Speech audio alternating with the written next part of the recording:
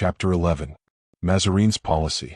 Instead of the hesitation with which he had accosted the cardinal a quarter of an hour before, there might be read in the eyes of the young king that will against which a struggle might be maintained, and which might be crushed by its own impotence, but which, at least, would preserve, like a wound in the depth of the heart, the remembrance of its defeat. This time, my lord cardinal, we have to deal with something more easily found than a million. Do you think so, sire? Said Mazarin, looking at the king with that penetrating eye which was accustomed to read to the bottom of hearts. Yes, I think so, and when you know the object of my request. And do you think I do not know it, sire? You know what remains for me to say to you? Listen, sire, these are King Charles's own words. Oh, impossible. Listen. And if that miserly, beggarly Italian, said he, my lord cardinal, that is the sense if not the words. Good heavens, I wish him no ill on that account, one is biased by his passions. He said to you, if that vile Italian refuses the million we ask of him, sire, if we are forced for want of money to renounce diplomacy, well then, we will ask him to grant us 500 gentlemen. The king started, for the cardinal was only mistaken in the number. Is not that it, sire? Cried the minister with a triumphant accent. And then he added some fine words. He said, I have friends on the other side of the channel, and these friends only want a leader and a banner. When they see me, when they behold the banner of France, they will rally around me, for they will comprehend that I have your support. The colors of the French uniform will be worth as much to me as the million M. de Mazarin refuses us, for he was pretty well assured I should refuse him that million.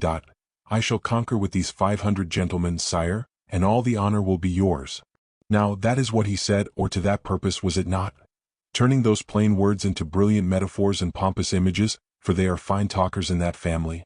The father talked even on the scaffold. The perspiration of shame stood on the brow of Louis.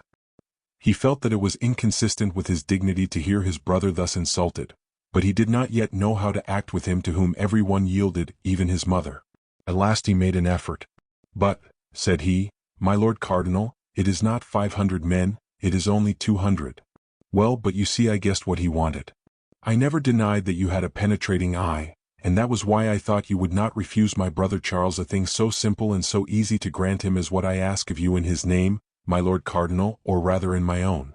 Sire, said Mazarin, I have studied policy 30 years, first under the auspices of M. le Cardinal Richelieu, and then alone.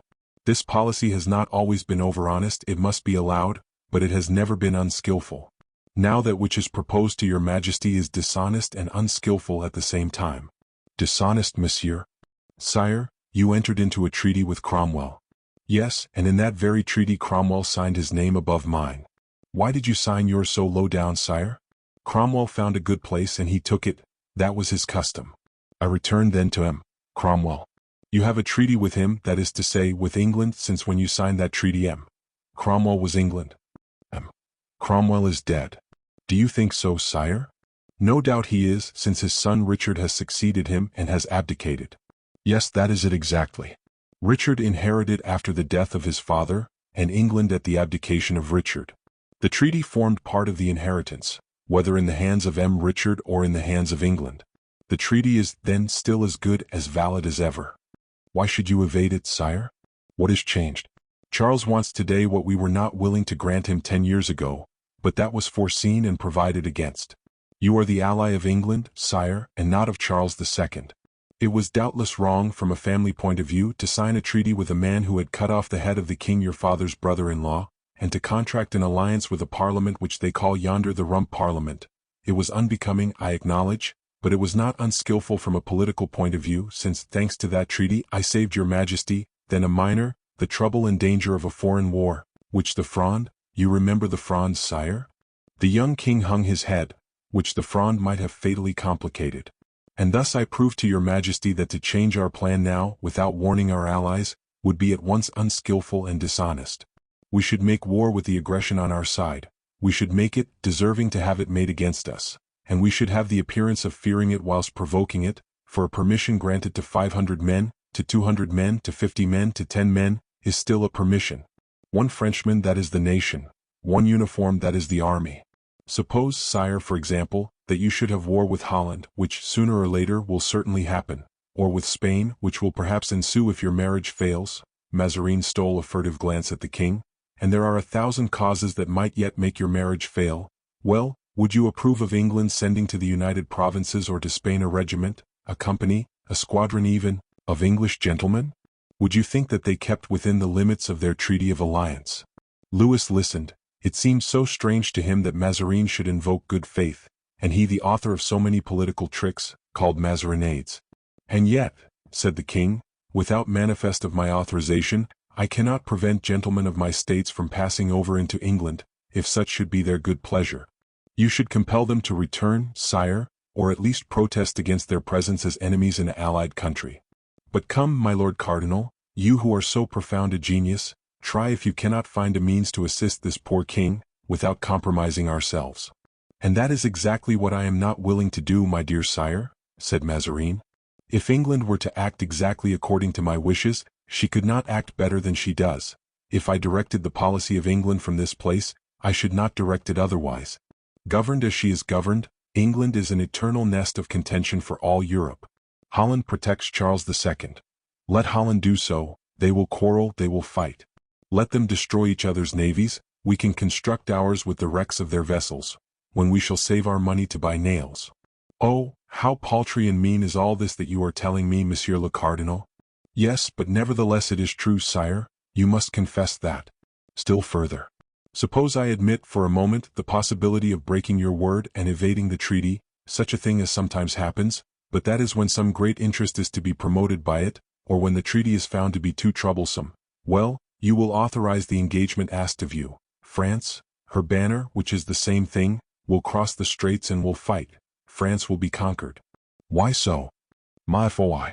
We have a pretty general to fight under, this Charles II. Worcester gave us proofs of that. But he will no longer have to deal with Cromwell, monsieur. But he will have to deal with Monk, who is quite as dangerous. The brave brewer of whom we are speaking was a visionary. He had moments of exaltation, of inflation, during which he ran over like an overfilled cask, and from the chinks there always escaped some drops of his thoughts, and by the sample the whole of his thought was to be made out. Cromwell has thus allowed us more than 10 times to penetrate into his very soul, when one would have conceived that soul to be enveloped in triple brass, as Horace had it. But Monk, oh sire, God defend you from ever having anything to transact politically with Monk. It is he who has given me in 1 year all the gray hairs I have. Monk is no fanatic. Unfortunately he is a politician. He does not overflow, he keeps close together. For 10 years he has had his eyes fixed upon one object, and nobody has yet been able to ascertain what. Every morning, as Louis XI advised, he burns his nightcap. Therefore, on the day when this plan, slowly and solitarily ripened, shall break forth, it will break forth with all the conditions of success which always accompany an unforeseen event. That is Monk, sire, of whom, perhaps, you have never even heard, of whom, perhaps, you did not even know the name before your brother Charles II. Who knows what he is, pronounced it before you. He is a marvel of depth and tenacity, the two only things against which intelligence and ardor are blunted. Sire, I had ardor when I was young, I always was intelligent. I may safely boast of it because I am reproached with it. I have done very well with these two qualities, since, from the son of a fisherman of Piscina, I have become Prime Minister to the King of France. And in that position your Majesty will perhaps acknowledge I have rendered some service to the throne of your Majesty. Well, sire, if I had met with Monk on my way instead of Monsieur de Beaufort, Monsieur de Retz, or Monsieur le Prince, well, we should have been ruined. If you engage yourself rashly, sire, you will fall into the talons of this politic soldier. The cask of Monk, sire, is an iron coffer and no one has the key of it. Therefore near him, or rather before him, I bow, sire, for I have nothing but a velvet cap. What do you think Monk wishes to do then? Sire, if I knew that, I would not tell you to mistrust him, for I should be stronger than he, but with him I am afraid to guess. You understand my word? For if I thought I had guessed, I should stop at an idea and, in spite of myself, should pursue that idea. Since that man has been in power yonder, I am like one of the damned in Dante whose neck Satan has twisted, and who walk forward looking around behind them. I am traveling towards Madrid, but I never lose sight of London. To guess, with that devil of a man, is to deceive oneself, and to deceive oneself is to ruin oneself. God keep me from ever seeking to guess what he aims at. I confine myself to watching what he does, and that is well enough. Now I believe, you observe the meaning of the word I believe? I believe, with respect to Monk, ties one to nothing. I believe that he has a strong inclination to succeed Cromwell. Your Charles II. has already caused proposals to be made to him by 10 persons. He has satisfied himself with driving these 10 meddlers from his presence, without saying anything to them but, "Begone, or I will have you hung." That man is a sepulchre. At this moment Monk is affecting devotion to the Rump Parliament. Of this devotion I am not the dupe. Monk has no wish to be assassinated. An assassination would stop him in the middle of his operations, and his work must be accomplished. So I believe, but do not believe what I believe, sire, for as I say I believe from habit, I believe that Monk is keeping on friendly terms with the Parliament till the day comes for dispersing it. You are asked for swords, but they are to fight against Monk. God preserve you from fighting against Monk, sire, for Monk would beat us, and I should never console myself after being beaten by Monk. I should say to myself, Monk has foreseen that victory 10 years. For God's sake, sire, out of friendship for you, if not out of consideration for himself, let Charles II keep quiet. Your Majesty will give him a little income here. Give him one of your chateaux. Yes, wait a while. But I forget the treaty, that famous treaty of which we were just now speaking. Your Majesty has not even the right to give him a chateau. How is that? Yes, your Majesty is bound not to grant hospitality to King Charles, and to compel him to leave France even. It was on this account we forced him to quit you, and yet here he is again. Sire, I hope you will give your brother to understand that he cannot remain with us, that it is impossible he should be allowed to compromise us, or I myself. Enough, my lord, said Louis XIV, rising. In refusing me 1,000,000 perhaps you may be right, your millions are your own. In refusing me 200 gentlemen, you are still further in the right, for you are Prime Minister and you have, in the eyes of France, the responsibility of peace and war. But that you should pretend to prevent me, who am king, from extending my hospitality to the grandson of Henry IV, to my cousin German, to the companion of my childhood, there your power stops, and there begins my will. Sire, said Mazarin, delighted at being let off so cheaply, and who had, besides, only fought so earnestly to arrive at that. Sire, I shall always bend before the will of my king. Let my king then keep near him or in one of his chateaux, the King of England. Let Mazarin know it, but let not the minister know it. Good night, my lord, said Louis XIV. I go away in despair. But convinced, and that is all I desire, sire, replied Mazarin. The king made no answer and retired quite pensive, convinced, not of all Mazarin had told him, but of one thing which he took care not to mention to him, and that was, that it was necessary for him to study seriously both his own affairs and those of Europe, for he found them very difficult and very obscure. Louis found the King of England seated in the same place where he had left him. On perceiving him, the English prince arose, but at the first glance he saw discouragement written in dark letters upon his cousin's brow. Then, speaking first, as if to facilitate the painful avowal that Louis had to make to him, "Whatever it may be," said he, "I shall never forget all the kindness, all the friendship you have exhibited towards me." "Alas," replied Louis in a melancholy tone, "only barren goodwill, my brother." Charles II became extremely pale. He passed his cold hand over his brow, and struggled for a few instants against a faintness that made him tremble. "I understand," said he at last, "no more hope." Louis seized the hand of Charles II. "Wait, my brother," said he, "precipitate nothing, everything may change, hasty resolutions ruin all causes, add another year of trial, I implore you, to the years you have already undergone. You have, to induce you to act now rather than at another time, neither occasion nor opportunity. Come with me, my brother, I will give you one of my residences, whichever you prefer to inhabit. I, with you, will keep my eyes upon events, we will prepare. Come then, my brother, have courage." Charles II withdrew his hand from that of the king, and drawing back to salute him with more ceremony, "With all my heart, thanks," replied he, "sire, but I have prayed without success to the greatest king on earth, now I will go and ask a miracle of God." And he went out without being willing to hear any more, his head carried loftily, his hand trembling, with a painful contraction of his noble countenance, and that profound gloom which, finding no more hope in the world of men, appeared to go beyond it, and ask it in worlds unknown. The officer of Musketeers, on seeing him pass by thus pale, bowed almost to his knees as he saluted him. He then took a flambeau, called 2 Musketeers, and descended the deserted staircase with the unfortunate king, holding in his left hand his hat, the plume of which swept the steps. Arrived at the door, the Musketeer asked the king which way he was going, that he might direct the Musketeers. "Monsieur," replied Charles II, in a subdued voice, "you who have known my father, say, did you ever pray for him?" If you have done so, do not forget me in your prayers. Now, I am going alone, and beg of you not to accompany me, or have me accompanied any further." The officer bowed and sent away the musketeers into the interior of the palace. But he himself remained an instant under the porch watching the departing Charles II, till he was lost in the turn of the next street. "To him as to his father formerly," murmured he, "Athos, if he were here, would say with reason, 'Salute fallen majesty.'" Then reascending the staircase, "Oh, the vile service that I follow," said he at every step. "Oh, my pitiful master. Life thus carried on is no longer tolerable, and it is at length time that I should do something. No more generosity, no more energy. The master has succeeded, the pupil is starved forever. Mordieux, I will not resist. Come, you men," continued he, entering the antechamber, "why are you all looking at me so? Extinguish these torches and return to your posts. You are guarding me? Yes, you watch over me, do you not, worthy fellows? Brave fools. I am not the Duc de Guise. Begone. They will not assassinate me in the little passage. Besides," added he in a low voice, "that would be a resolution, and no resolutions have been formed since Monsieur le Cardinal Richelieu died. Now, with all his faults, that was a man. It is settled. Tomorrow I will throw my cassock to the nettles." Then reflecting, "No," said he, "not yet. I have one great trial to make, and I will make it, but that, and I swear it, shall be the last. Mordieux." He had not finished speaking when a voice issued from the king's chamber. "Monsieur le lieutenant," said this voice. "Here I am," replied he. "The king desires to speak to you." "Humph," said the lieutenant, "perhaps of what I was thinking about." And he went into the king's apartment.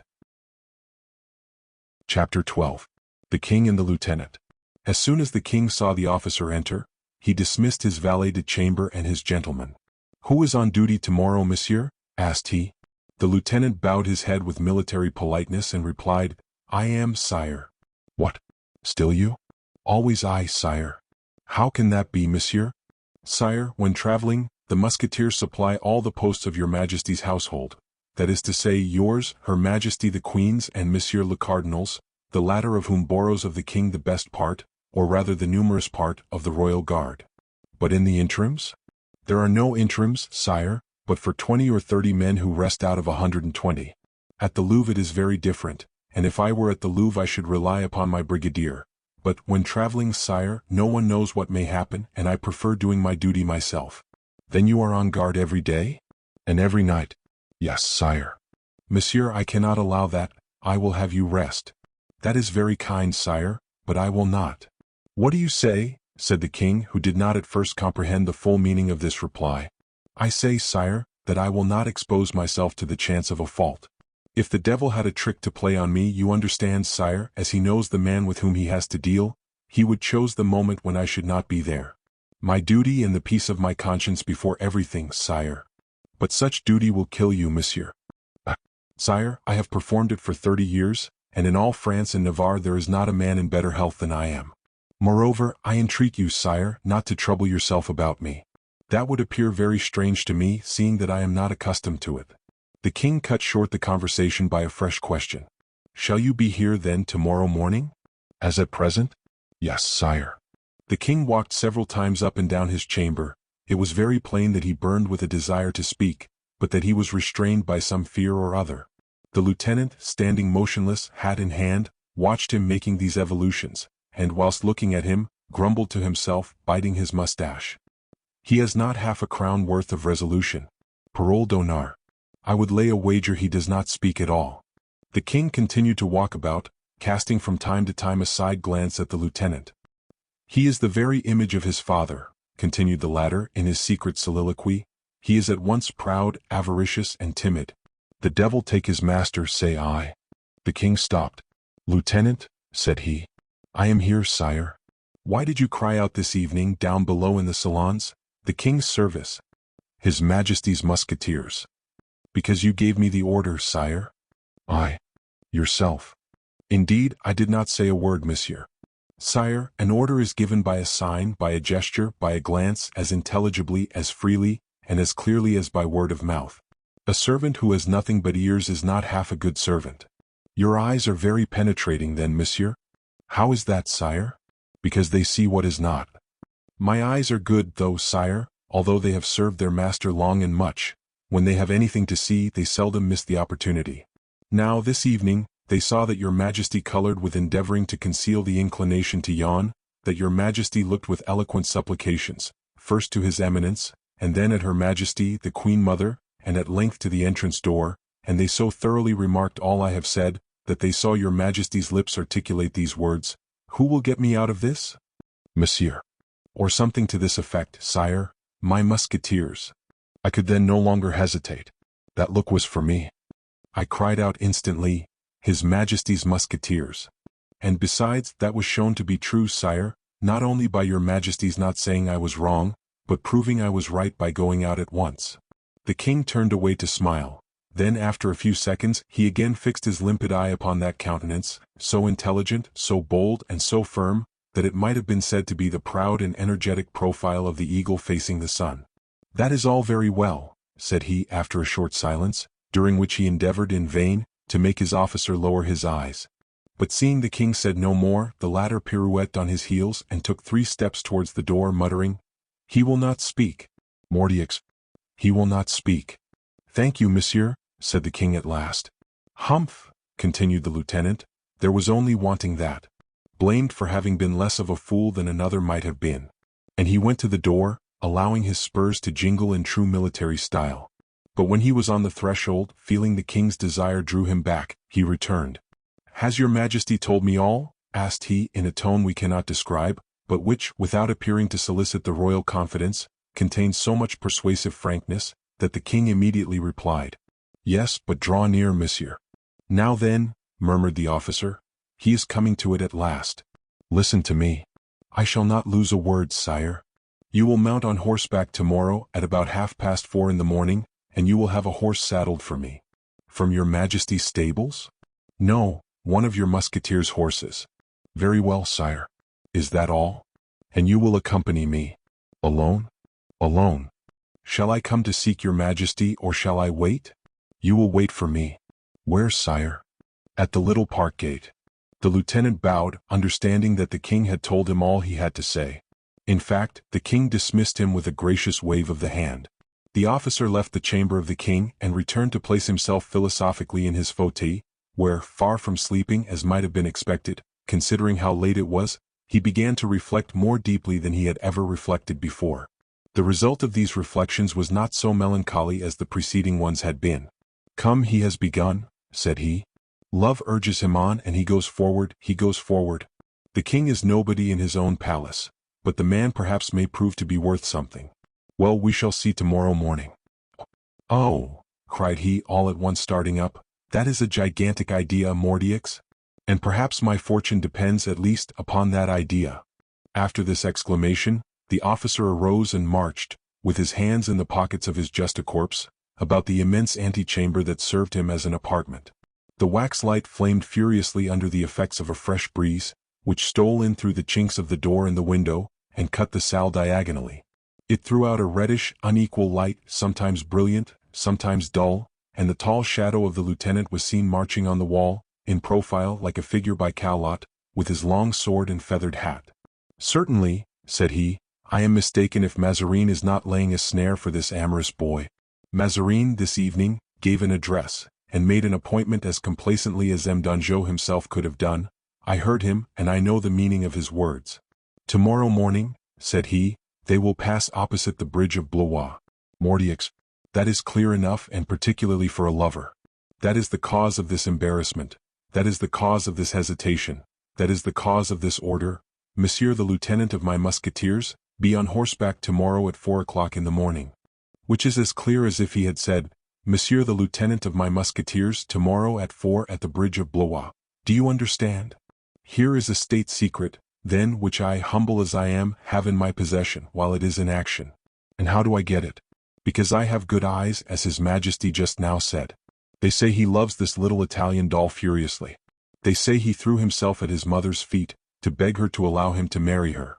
They say the Queen went so far as to consult the court of Rome, whether such a marriage, contracted against her will, would be valid. Oh, if I were but 25! If I had by my side those I no longer have! If I did not despise the whole world most profoundly, I would embroil Mazarin with a queen mother, France with Spain, and I would make a queen after my own fashion. But let that pass." And the lieutenant snapped his fingers in disdain.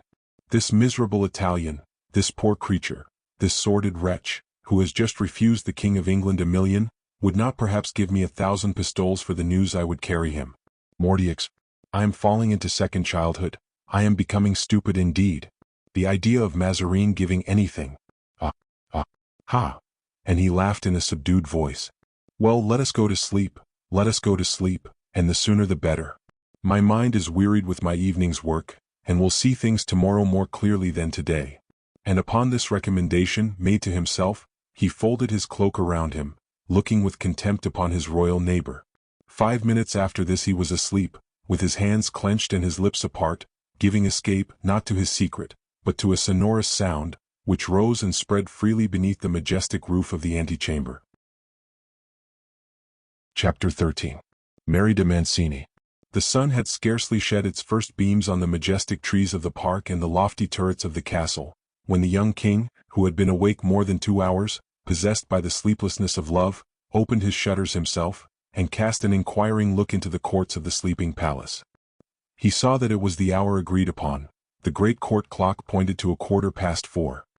He did not disturb his valet de chamber, who was sleeping soundly at some distance. He dressed himself, and the valet, in a great fright, sprang up, thinking he had been deficient in his duty, but the king sent him back again, commanding him to preserve the most absolute silence.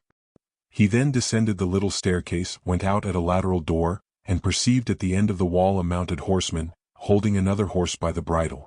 This horseman could not be recognized in his cloak and slouched hat. As to the horse, saddled like that of a rich citizen, it offered nothing remarkable to the most experienced eye. Louis took the bridle. The officer held the stirrup without dismounting, and asked his Majesty's orders in a low voice. "Follow me," replied the king. The officer put his horse to the trot behind that of his master, and they descended the hill towards the bridge. When they reached the other side of the Loire, "Monsieur," said the king, "you will please to ride on till you see a carriage coming, then return and inform me. I will wait here. Will your Majesty deign to give me some description of the carriage I am charged to discover?" "A carriage in which you will see 2 ladies, and probably their attendants likewise." "Sire, I should not wish to make a mistake. Is there no other sign by which I may know this carriage?" "It will bear, in all probability, the arms of Monsieur le Cardinal." "That is sufficient, sire," replied the officer, fully instructed in the object of his search. He put his horse to the trot, and rode sharply on in the direction pointed out by the king. But he had scarcely gone 500 paces when he saw 4 mules, and then a carriage, loom up from behind a little hill. Behind this carriage came another.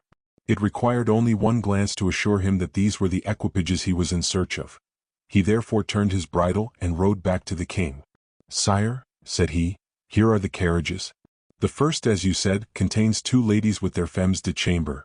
The second contains the footmen, provisions, and necessaries." "That is well," replied the king in an agitated voice. "Please to go and tell those ladies that a cavalier of the court wishes to pay his respects to them alone." The officer set off at a gallop. "Mordioux," said he as he rode on, "here is a new and honorable employment, I hope. I complained of being nobody. I am the king's confidant.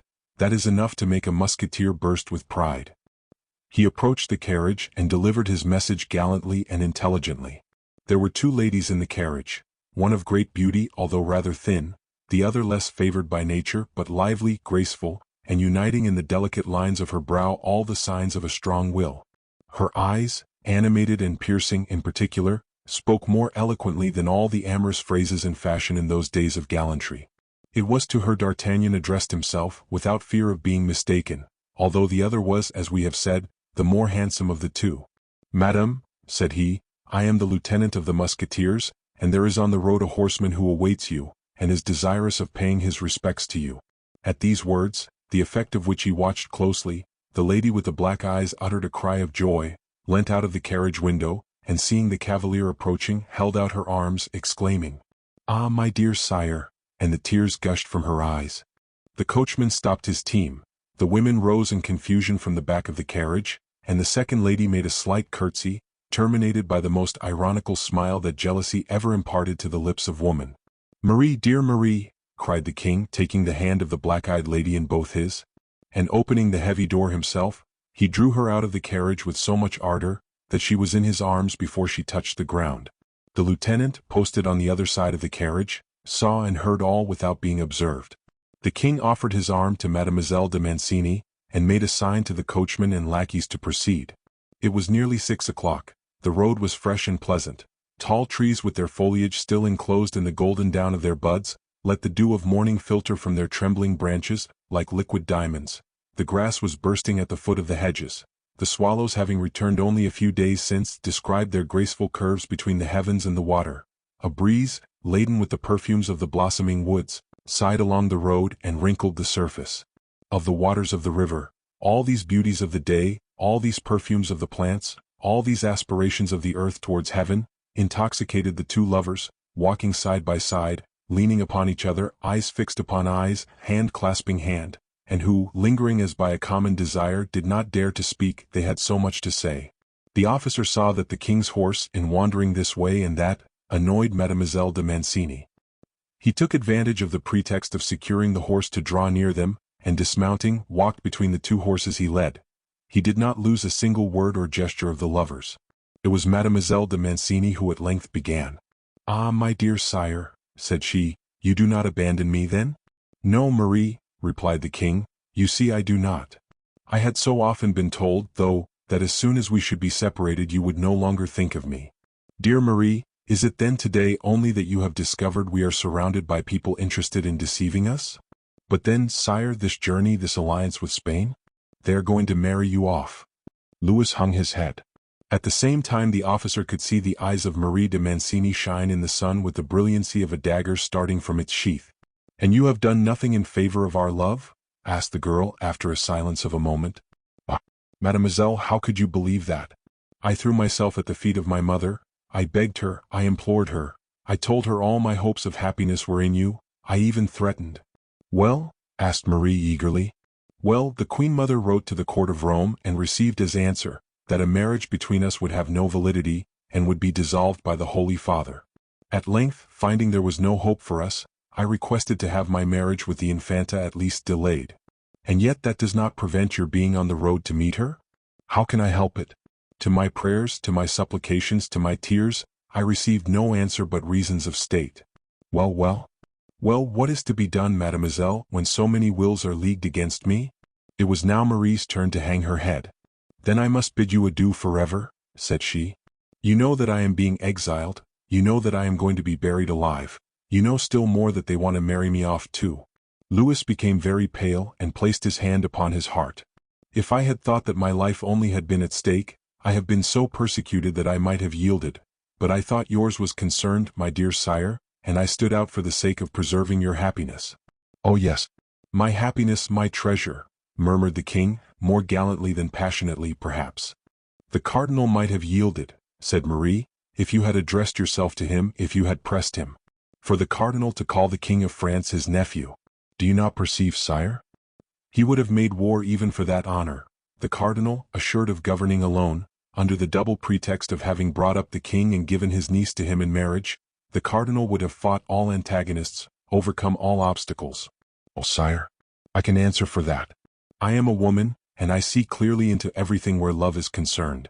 These words produced a strange effect upon the king. Instead of heightening his passion, they cooled it. He stopped and said hastily, "What is to be said, mademoiselle? Everything has failed. Accept your will, I trust, my dear sire?" "Alas," said the king, coloring, "have I a will?" "Oh," said Mademoiselle de Mancini mournfully, wounded by that expression. "The king has no will but that which policy dictates, but that which reasons of state impose upon him." "Oh, it is because you have no love," cried Mary. "If you loved, sire, you would have a will." On pronouncing these words, Mary raised her eyes to her lover, whom she saw more pale and more cast down than an exile who is about to quit his native land forever. "Accuse me," murmured the king, "but do not say I do not love you." A long silence followed these words, which the young king had pronounced with a perfectly true and profound feeling. "I am unable to think that tomorrow and after tomorrow I shall see you no more. I cannot think that I am going to end my sad days at a distance from Paris, that the lips of an old man, of an unknown, should touch that hand which you hold within yours. No, in truth I cannot think of all that, my dear sire, without having my poor heart burst with despair. And Marie de Mancini did shed floods of tears. On his part, the king, much affected, carried his handkerchief to his mouth and stifled a sob. "See," said she, "the carriages have stopped, my sister waits for me, the time is come. What you are about to decide upon will be decided for life." "Oh, sire, you are willing then that I should lose you? You are willing then, Louis, that she to whom you have said, 'I love you,' should belong to another than to her king, to her master, to her lover? Oh, courage, Louis, courage. One word, a single word. Say, 'I will,' and all my life is enchained to yours, and all my heart is yours forever." The king made no reply. Mary then looked at him as Dido looked at Aeneas in the Elysian fields, fierce and disdainful. "Farewell then," said she, "farewell life. Well, heaven." And she took a step away.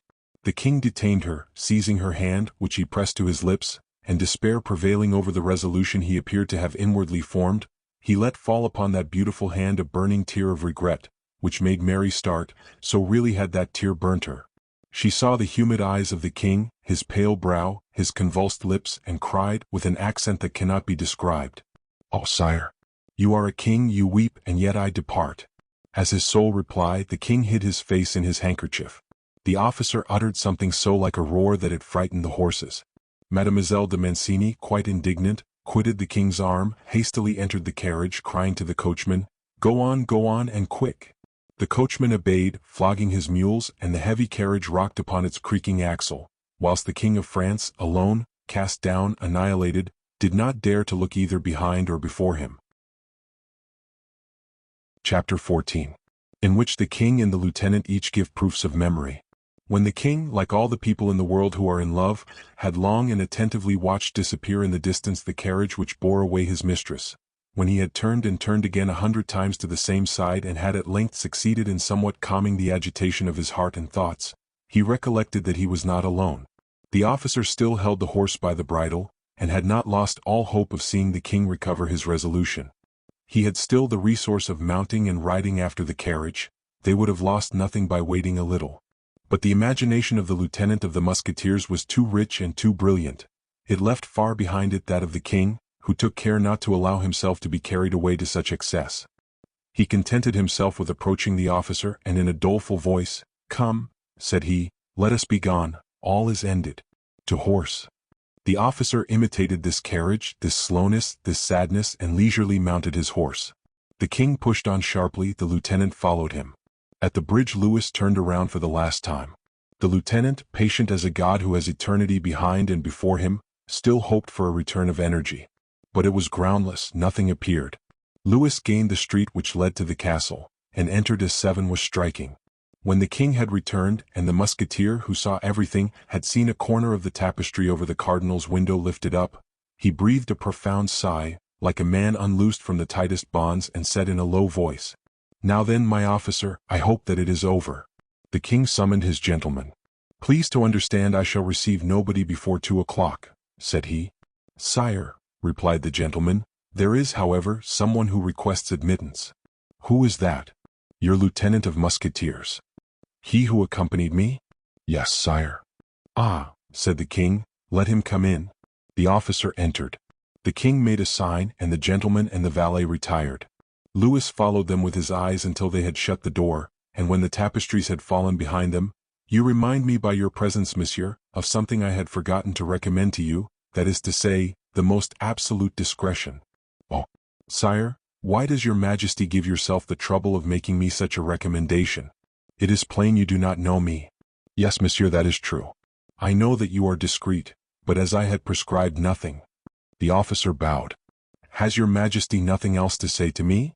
"No, monsieur, you may retire." "Shall I obtain permission not to do so till I have spoken to the king, sire?" "What do you have to say to me?" "Explain yourself, monsieur." "Sire, a thing without importance to you, but which interests me greatly." "Pardon me, then, for speaking of it.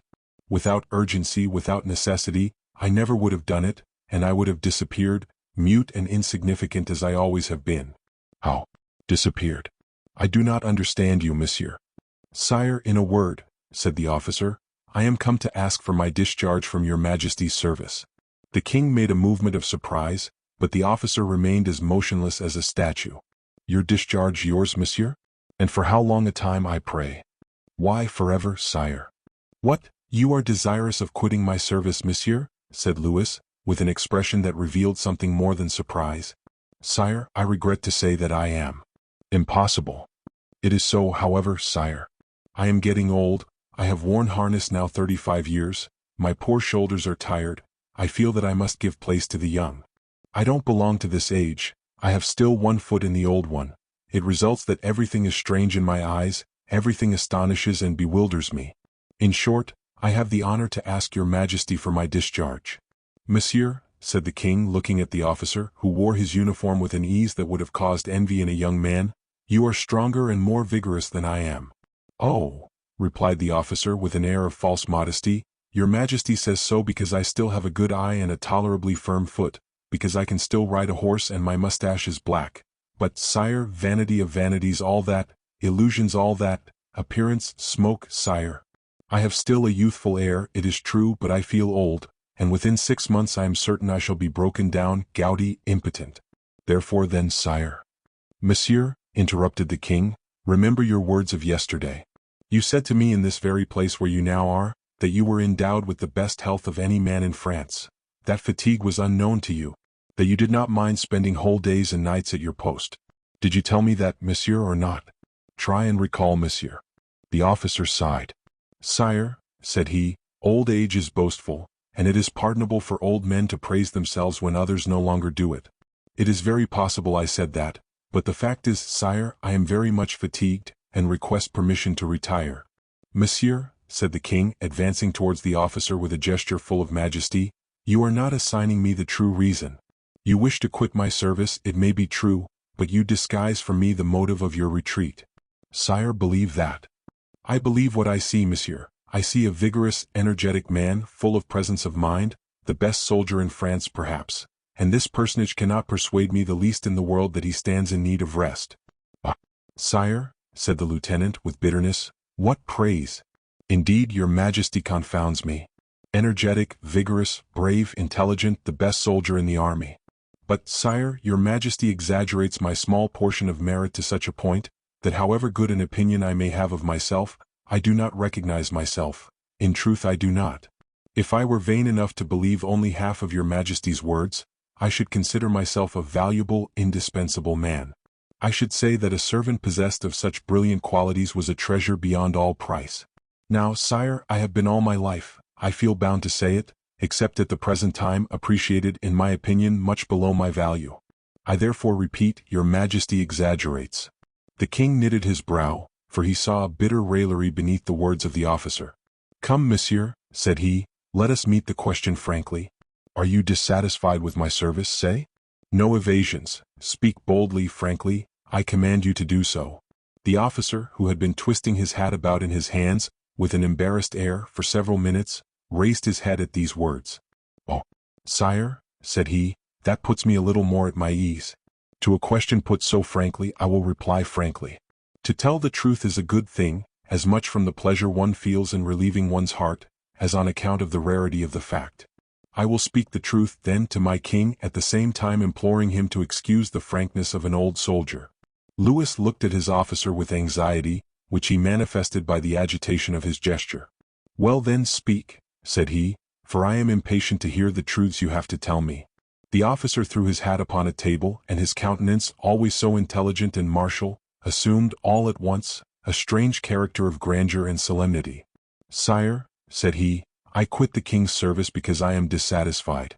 The valet in these times can approach his master as respectfully as I do, can give him an account of his labor, bring back his tools, return the funds that have been entrusted to him, and say, Master, my day's work is done.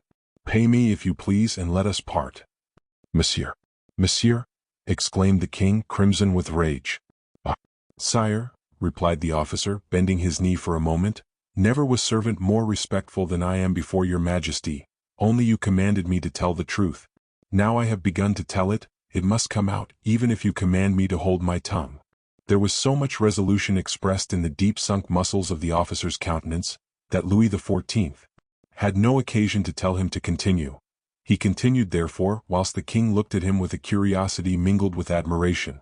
Sire, I have, as I have said, now served the House of France 35 years. Few people have worn out so many swords in that service as I have, and the swords I speak of were good swords too, sire. I was a boy, ignorant of everything except courage, when the king your father guessed that there was a man in me. I was a man, sire, when the Cardinal de Richelieu, who was a judge of manhood, discovered an enemy in me. Sire, the history of that enmity between the ant and the lion may be read from the first to the last line, in the secret archives of your family. If ever you feel an inclination to know it, do so, sire. The history is worth the trouble, it is I who tell you so. You will there read that the lion, fatigued, harassed, out of breath, at length cried for quarter, and the justice must be rendered him to say, that he gave as much as he required.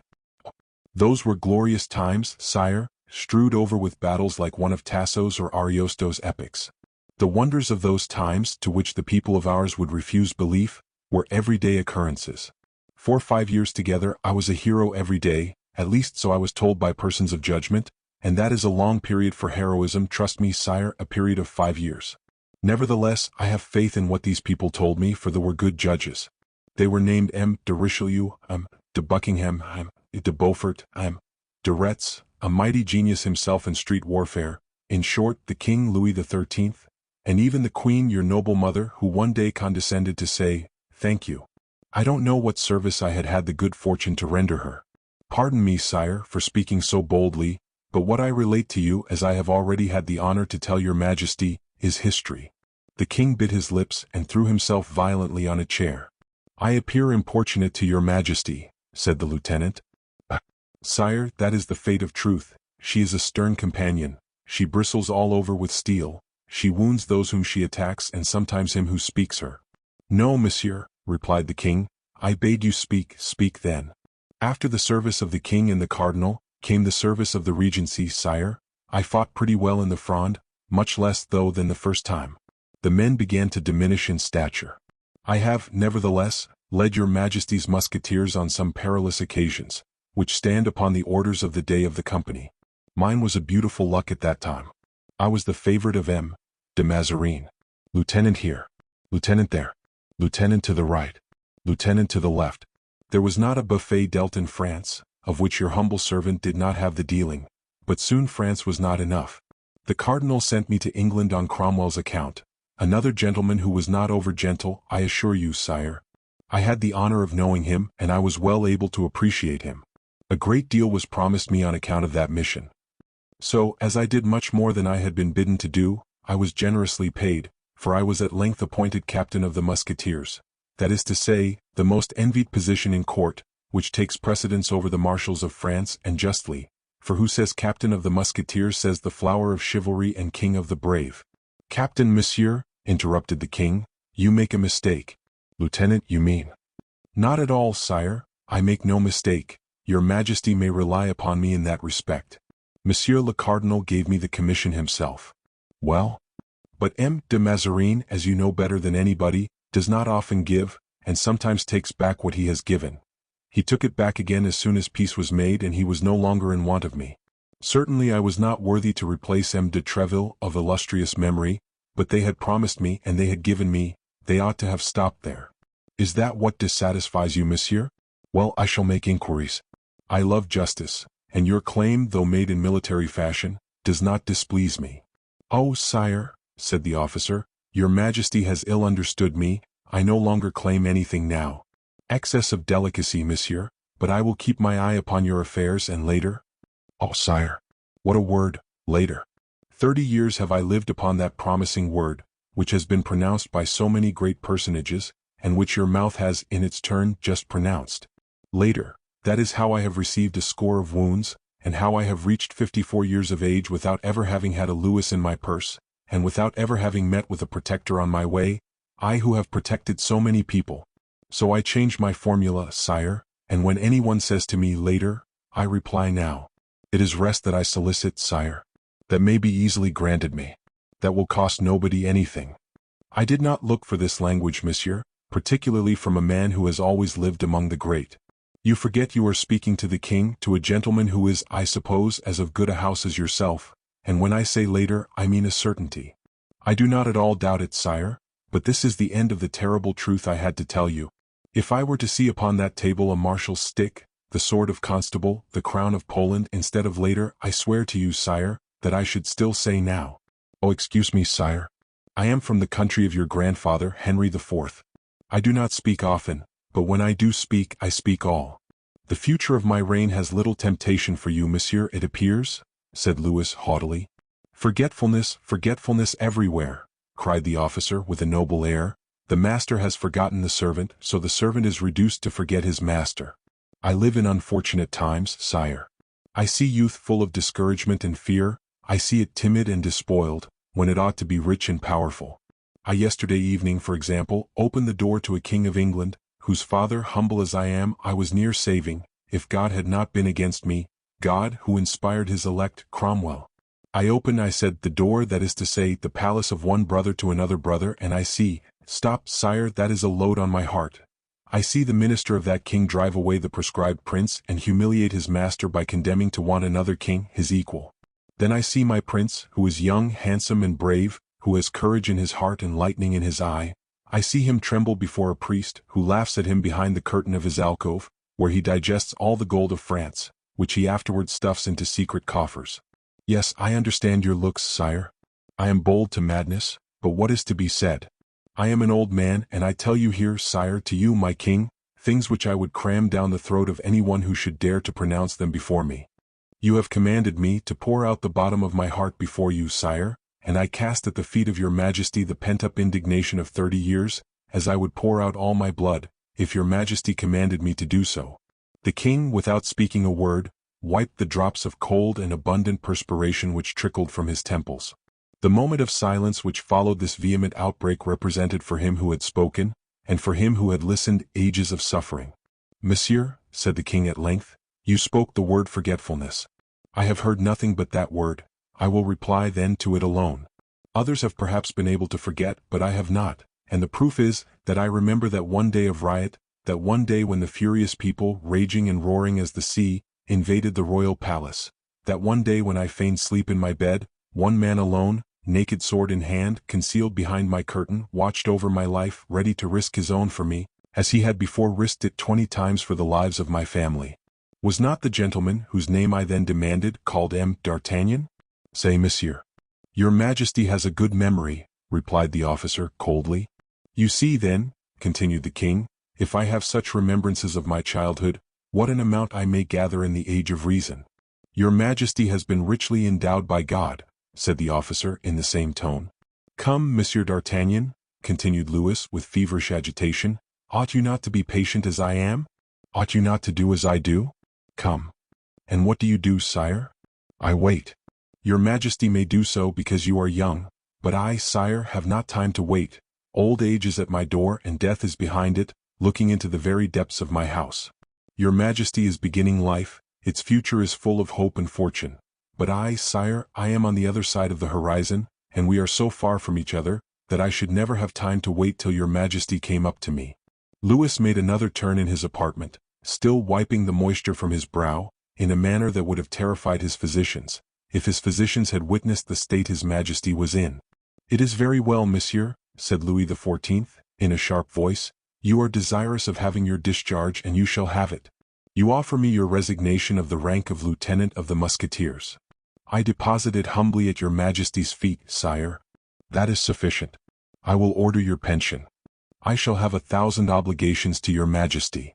Monsieur, said the king with a violent effort, I think you are losing a good master. And I am sure of it, sire. Shall you ever find such another? Oh, sire. I know that your majesty is alone in the world, therefore will I never again take service with any other king upon earth, and will never again have other master than myself. You say so? I swear so, your majesty. I shall remember that word, monsieur. D'Artagnan bowed. And you know I have a good memory, said the king. Yes, sire, and yet I should desire that that memory should fail your majesty in this instance, in order that you might forget all the miseries I have been forced to spread before your eyes. Your majesty is so much above the poor and the mean that I hope. My majesty, monsieur, will act like the sun, which looks upon all, great and small, rich and poor, giving luster to some, warmth to others, and life to all. Adieu, Monsieur d'Artagnan, adieu, you are free. And the king, with a hoarse sob which was lost in his throat, passed quickly into the next room. D'Artagnan took up his hat from the table on which he had thrown in, and went out. Chapter 15. The Proscribed. D'Artagnan had not reached the bottom of the staircase, when the king called his gentleman. "I have a commission to give you, monsieur," said he. "I am at your majesty's commands." "Wait then." And the young king began to write the following letter, which cost him more than one sigh, although at the same time, something like a feeling of triumph glittered in his eyes. "My Lord Cardinal, thanks to your good counsels and above all thanks to your firmness, I have succeeded in overcoming a weakness unworthy of a king. You have too ably arranged my destiny to allow gratitude not to stop me at the moment when I was about to destroy your work. I felt I was wrong to wish to make my life turn from the course you had marked out for it. Certainly it would have been a misfortune to France and my family if a misunderstanding had taken place between me and my minister. This, however, would certainly have happened if I had made your niece my wife. I am perfectly aware of this, and will henceforth oppose nothing to the accomplishment of my destiny. I am prepared then to wed the Infanta Maria Theresa. You may at once open the conference. Your affectionate Louis." The king, after reperusing the letter, sealed it himself. "This letter for my Lord Cardinal," said he. The gentleman took it. At Mazarin's door he found Bernouin waiting with anxiety. "Well?" asked the minister's valet de chambre. "Monsieur," said the gentleman, "here is a letter for his eminence." "A letter? We expected one after the little journey of the morning." "Oh, you know then that His Majesty—" "As First Minister, it belongs to the duties of our charge to know everything.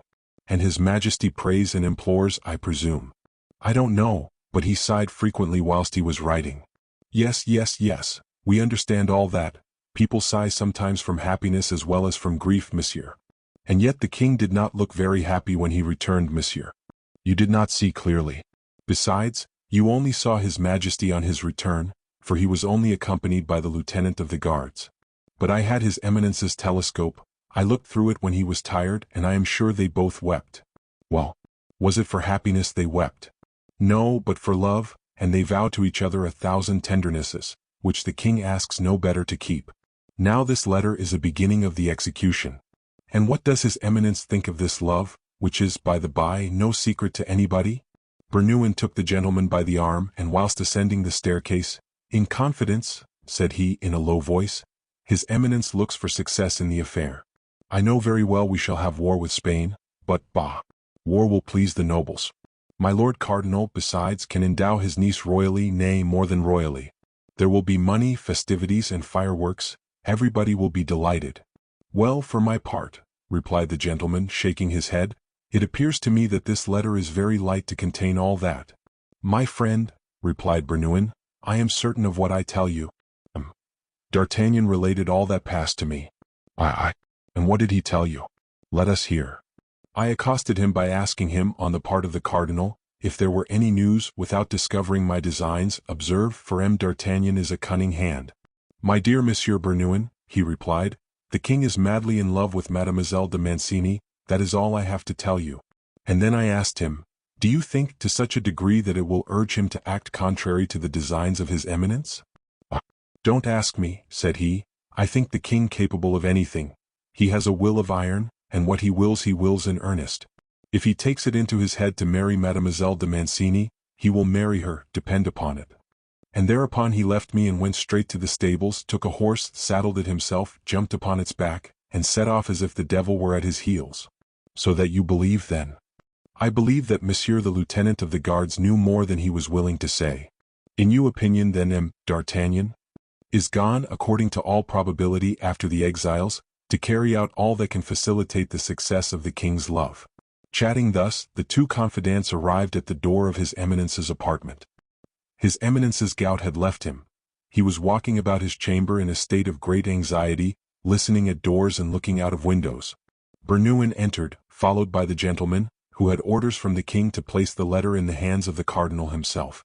Mazarin took the letter, but before opening it, he got up a ready smile, a smile of circumstance, able to throw a veil over emotions of whatever sort they might be.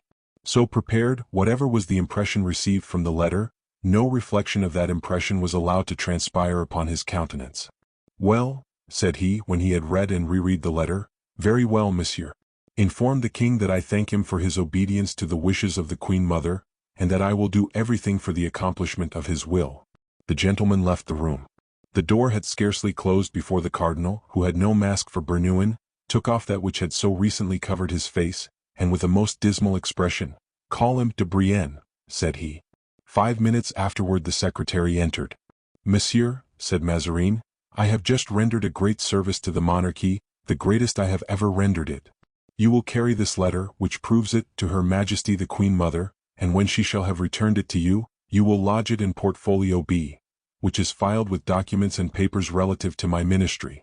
Brienne went as desired, and as the letter was unsealed, did not fail to read it on his way.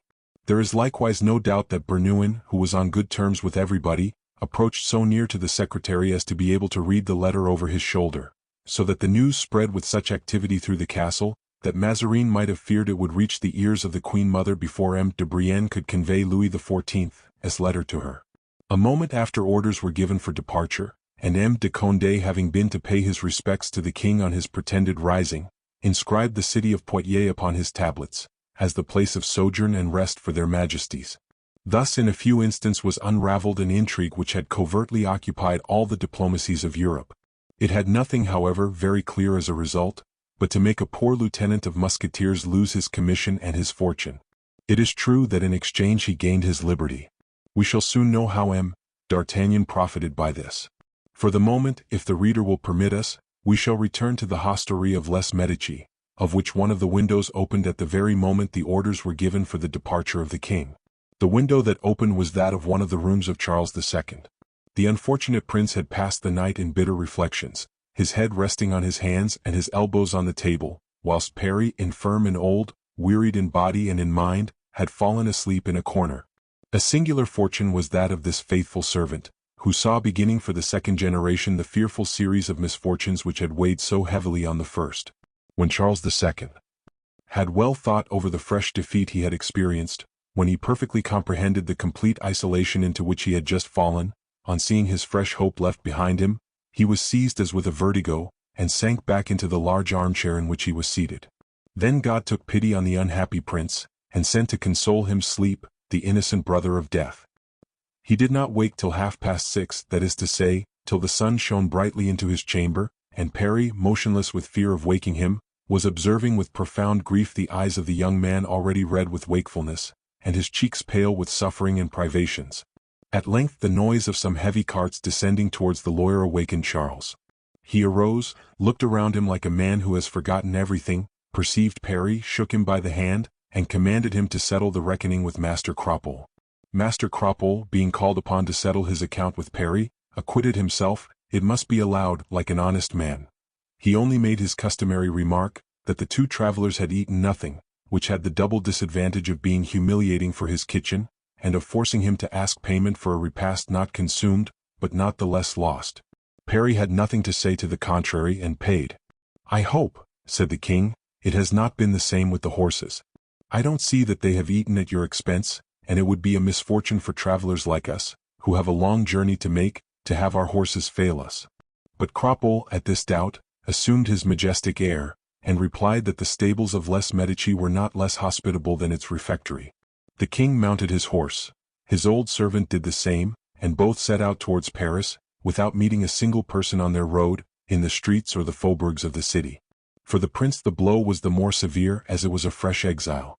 The unfortunates cling to the smallest hopes, as the happy do to the greatest good, and when they are obliged to quit the place where that hope has soothed their hearts, they experience the mortal regret which the banished man feels when he places his foot upon the vessel which is to bear him into exile. It appears that the heart already wounded so many times suffers from the least scratch. It appears that it considers as a good the momentary absence of evil, which is nothing but the absence of pain, and that God, into the most terrible misfortunes, has thrown hope as the drop of water which the rich sinner in hell entreated of Lazarus. For one instant even the hope of Charles II had been more than a fugitive joy. That was when he found himself so kindly welcomed by his brother king. Then it had taken a form that had become a reality. Then, all at once, the refusal of Mazarin had reduced the fictitious reality to the state of a dream. This promise of Louis XIV, so soon retracted, had been nothing but a mockery like his crown, like his scepter, like his friends, like all that had surrounded his royal childhood, and which had abandoned his prescribed youth. Mockery. Everything was a mockery for Charles II, except the cold, black repose promised by death. Such were the ideas of the unfortunate prince while sitting listlessly upon his horse, to which he abandoned the reins. He rode slowly along beneath the warm May sun, in which the somber misanthropy of the exile perceived a last insult to his grief. Chapter 16. Remember. A horseman going rapidly along the road leading towards Blois, which he had left nearly half an hour before, passed the two travelers, and though apparently in haste, raised his hat as he passed them. The king scarcely observed this young man who was about 25 years of age, and who, turning round several times, made friendly signals to a man standing before the gate of a handsome white and red house, that is to say, built of brick and stone, with a slated roof, situated on the left hand of the road the prince was traveling. This man, old, tall, and thin, with white hair, we speak of the one standing by the gate. This man replied to the farewell signals of the young one by signs of parting as tender as could have been made by a father. The young man disappeared at the first turn of the road, bordered by fine trees, and the old man was preparing to return to the house, when the two travelers, arriving in front of the gate, attracted his attention. The king, as we have said, was riding with his head cast down, his arms inert, leaving his horse to go what pace he liked, whilst Parry behind him, the better to imbibe the genial influence of the sun, had taken off his hat, and was looking about right and left. His eyes encountered those of the old man leaning against the gate. The latter, as if struck by some strange spectacle, uttered an exclamation and made one step towards the two travelers. From Parry his eyes immediately turned towards the king, upon whom they rested for an instant. This examination, however rapid, was instantly reflected in a visible manner upon the features of the tall old man. For scarcely had he recognized the younger of the travelers, and we said recognized, for nothing but a perfect recognition could have explained such an act. Scarcely, we say, had he recognized the younger of the two travelers, then he clapped his hands together, with respectful surprise, and raising his hat from his head, bowed so profoundly that it might have been said he was kneeling. This demonstration, however absent, or rather however absorbed was the king in his reflections, attracted his attention instantly, and checking his horse and turning towards Parry, he exclaimed, "Good God, Parry, who is that man who salutes me in such a marked manner? Can he know me, think you?" Parry, much agitated and very pale, had already turned his horse towards the gate. "Ah, sire," said he, stopping suddenly at 5 or 6 paces distance from the still bending old man, "Sire, I am seized with astonishment, for I think I recognize that brave man. Yes, it must be he. Will your majesty permit me to speak to him?" "Certainly." "Can it be you, Monsieur Grimaud?" asked Parry. "Yes, it is I," replied the tall old man, drawing himself up, but without losing his respectful demeanor. "Sire," then said Parry, "I was not deceived. This good man is the servant of the Comte de la Fere, and the Comte de la Fere, if you remember, is the worthy gentleman of whom I have so often spoken to your majesty that the remembrance of him must remain, not only in your mind but in your heart." "He who assisted my father at his last moments?" asked Charles, evidently affected at the remembrance. "The same, sire." "Alas!" said Charles, and then addressing Grimaud, whose penetrating and intelligent eyes seemed to search and divine his thoughts, "My friend," said he, "does your master, Monsieur le Comte de la Fere, live in this neighborhood?" "There," replied Grimaud, pointing with his outstretched arm to the white and red house behind the gate. "And is Monsieur le Comte de la Fere at home at present?" "At the back, under the chestnut trees." "Parry," said the king, "I will not miss this opportunity, so precious for me, to thank the gentleman to whom our house is indebted for such a noble example of devotedness and generosity. Hold my horse, my friend, if you please." And, throwing the bridle to Grimaud, the king entered the abode of Athos, quite alone, as one equal enters the dwelling of another. Charles had been informed by the concise explanation of Grimaud, at the back, under the chestnut trees. He left, therefore, the house on the left and went straight down the path indicated. The thing was easy. The tops of those noble trees, already covered with leaves and flowers, rose above all the rest. On arriving under the lozenges, by turns luminous and dark, which checkered the ground of this path according as the trees were more or less in leaf, the young prince perceived a gentleman walking with his arms behind him, apparently plunged in a deep meditation. Without doubt, he had often had this gentleman described to himself, for, without hesitating, Charles II walked straight up to him. At the sound of his footsteps, the Comte de la Fere raised his head, and seeing an unknown man of noble and elegant carriage coming towards him, He raised his hat and waited. At some paces from him Charles II likewise took off his hat. Then, as if in reply to the Comte's mute interrogation, "Monsieur le Comte," said he, "I come to discharge a debt towards you. I have, for a long time, had the expression of a profound gratitude to bring you. I am Charles II, son of Charles Stuart, who reigned in England and died on the scaffold." On hearing this illustrious name, Athos felt a kind of shudder creep through his veins, but at the sight of the young prince standing uncovered before him, and stretching out his hand towards him, 2 tears for an instant dimmed his brilliant eyes. He bent respectfully, but the prince took him by the hand. "See how unfortunate I am, my Lord Count. It is only due to chance that I have met with you. Alas! I ought to have people around me whom I love and honor, whereas I am reduced to preserve their services in my heart, and their names in my memory, so that if your servant had not recognized mine, I should have passed by your door as by that of a stranger." "It is but too true," said Athos, replying with his voice to the first part of the king's speech, and with a bow to the second. "It is but too true indeed that your majesty has seen many evil days." "And the worst, alas," replied Charles, "are perhaps still to come." "Sire, let us hope." Count, continued Charles, shaking his head, "I entertained hope till last night, and that of a good Christian, I swear." Athos looked at the king as if to interrogate him. "Oh, the history is soon related," said Charles. "Proscribed, despoiled, disdained, I resolved, in spite of all my repugnance, to tempt fortune one last time. Is it not written above, that, for our family, all good fortune and all bad fortune shall eternally come from France?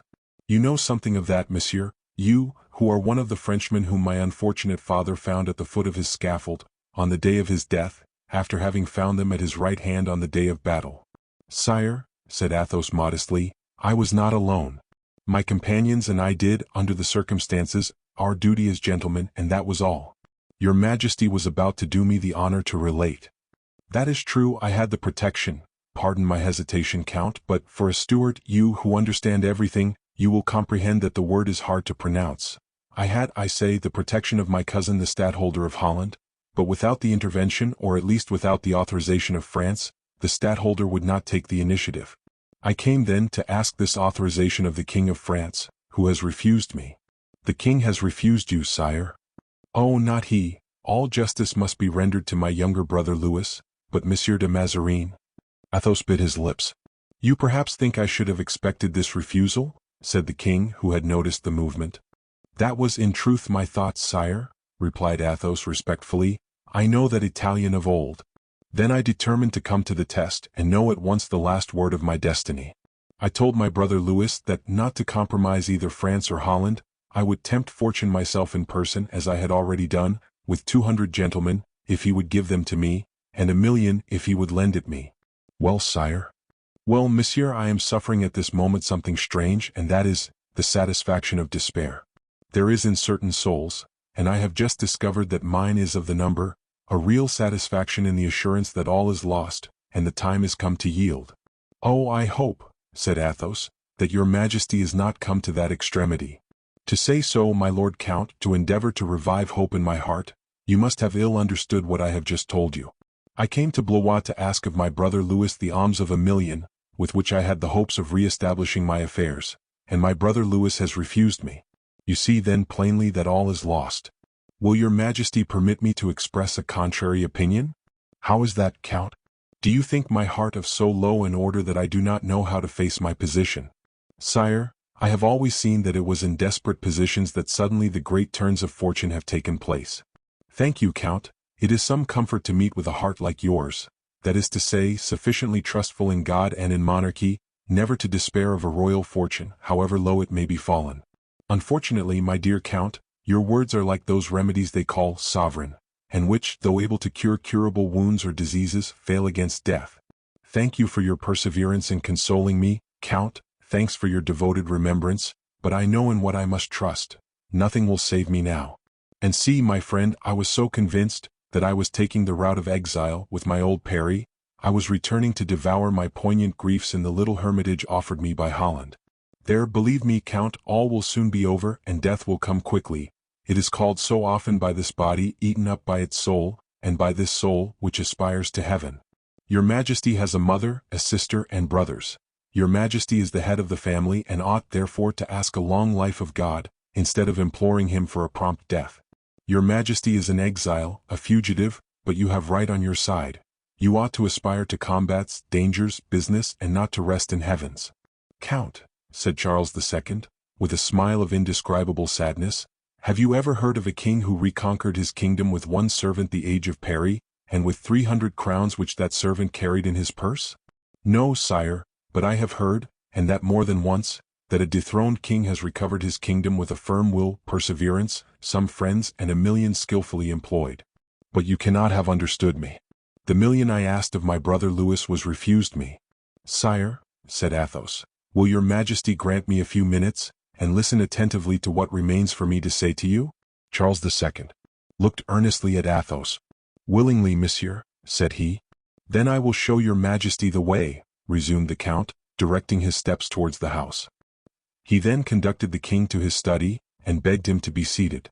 Sire, said he, your Majesty just now told me that in the present state of England, 1,000,000 would suffice for the recovery of your kingdom. To attempt it at least, monsieur, and to die as a king if I should not succeed. Well then, sire, let your Majesty, according to the promise you have made me, have the goodness to listen to what I have to say. Charles made an affirmative sign with his head. Athos walked straight up to the door, the bolts of which he drew, after looking to see if anybody was near, and then returned. Sire, said he, your Majesty has kindly remembered that I lent assistance to the very noble and very unfortunate Charles I, when his executioners conducted him from St. James's to Whitehall. Yes, certainly I do remember it, and always shall remember it. Sire, it is a dismal history to be heard by a son who no doubt has had it related to him many times, and yet I ought to repeat it to your Majesty without omitting one detail. Speak on, monsieur. When the king your father ascended the scaffold, or rather when he passed from his chamber to the scaffold, on a level with his window, everything was prepared for his escape. The executioner was got out of the way, a hole contrived under the floor of his apartment. I myself was beneath the funeral vault, which I heard all at once creak beneath his feet. Perry has related to me all these terrible details, monsieur. Athos bowed and resumed. But here is something he had not related to you, sire, for what follows passed between God, your father, and myself, and never has the revelation of it been made even to my dearest friends. Go a little further off, said the august prisoner to the executioner. It is but for an instant, and I know that I belong to you, but remember not to strike till I give the signal. I wish to offer up my prayers in freedom. Pardon me, said Charles II, turning very pale, but you, Count, who know so many details of this melancholy event, details which, as you said just now, have never been revealed to anyone, do you know the name of that infernal executioner, of that base wretch who concealed his face that he might assassinate a king with impunity? Athos became slightly pale. His name, said he, yes, I know it, but cannot tell it. And what is become of him, for nobody in England knows his destiny? He is dead. But he did not die in his bed. He did not die a calm and peaceful death. He did not die the death of the good. He died a violent death in a terrible night, rendered so by the passions of man and a tempest from God. His body, pierced by a dagger, sank to the depths of the ocean. God pardon his murderer. Proceed then, said Charles II, seeing that the Count was unwilling to say more. The King of England, after having, as I have said, spoken thus to the masked executioner, added, Observe, you will not strike till I shall stretch out my arms, saying, Remember. I was aware, said Charles in an agitated voice, that was the last word pronounced by my unfortunate father. But why and for whom? For the French gentleman placed beneath his scaffold. For you then, monsieur? Yes, sire, and every one of the words which he spoke to me, through the planks of the scaffold covered with a black cloth, still sounds in my ears. The king knelt down on one knee. Comte de la Fere, said he, are you there? Yes, sire, replied I. Then the king stooped towards the boards. Charles II, also palpitating with interest, burning with grief, stooped towards Athos to catch, one by one, every word that escaped from him. His head touched that of the Comte. Then, continued Athos, the king stooped. Comte de la Fere, said he, I could not be saved by you, it was not to be. Now, even though I commit a sacrilege, I must speak to you. Yes, I have spoken to men, yes, I have spoken to God, and I speak to you the last. To sustain a cause which I thought sacred, I have lost the throne of my fathers and the heritage of my children. Charles II concealed his face in his hands, and a bitter tear glided between his white and slender fingers. I have still 1,000,000 in gold, continued the king. I buried it in the vaults of the castle of Newcastle, a moment before I left that city. Charles raised his head with an expression of such painful joy that it would have drawn tears from anyone acquainted with his misfortunes. 1,000,000, murmured he. Oh, Count! You alone know that this money exists. Employ it when you think it can be of the greatest service to my eldest son. And now, Comte de la Fere, bid me adieu. Adieu, adieu, sire, cried I. Charles arose and went and leant his burning brow against the window. It was then, continued Athos, that the king pronounced the word remember, addressed to me. You see, sire, that I have remembered. The king could not resist or conceal his emotion. Athos beheld the movement of his shoulders, which undulated convulsively. He heard the sobs which burst from his overcharged breast. He was silent himself, suffocated by the flood of bitter remembrances he had just poured upon that royal head. Charles II, with a violent effort, left the window, devoured his tears, and came and sat by Athos. Sire, said the latter, I thought till today that the time had not yet arrived for the employment of that last resource, but with my eyes fixed upon England, I felt it was approaching. Tomorrow I meant to go and inquire in what part of the world your majesty was, and then I purpose going to you. You come to me, sire, that is an indication that God is with us. My lord, said Charles in a voice choked by emotion, you are for me what an angel sent from heaven would be. You are a preserver sent to me from the tomb of my father himself. But believe me, for 10 years civil war has passed over my country, striking down men, tearing up soil. It is no more probable that gold should remain in the entrails of the earth than love in the hearts of my subjects. Sire, the spot in which His Majesty buried the 1,000,000 is well known to me, and no one, I am sure, has been able to discover it. Besides, is the castle of Newcastle quite destroyed? Have they demolished it stone by stone, and uprooted the soil to the last tree? No, it is still standing, but at this moment General Monk occupies it and is encamped there. The only spot from which I could look for succor, where I possess a single resource, you see, is invaded by my enemies.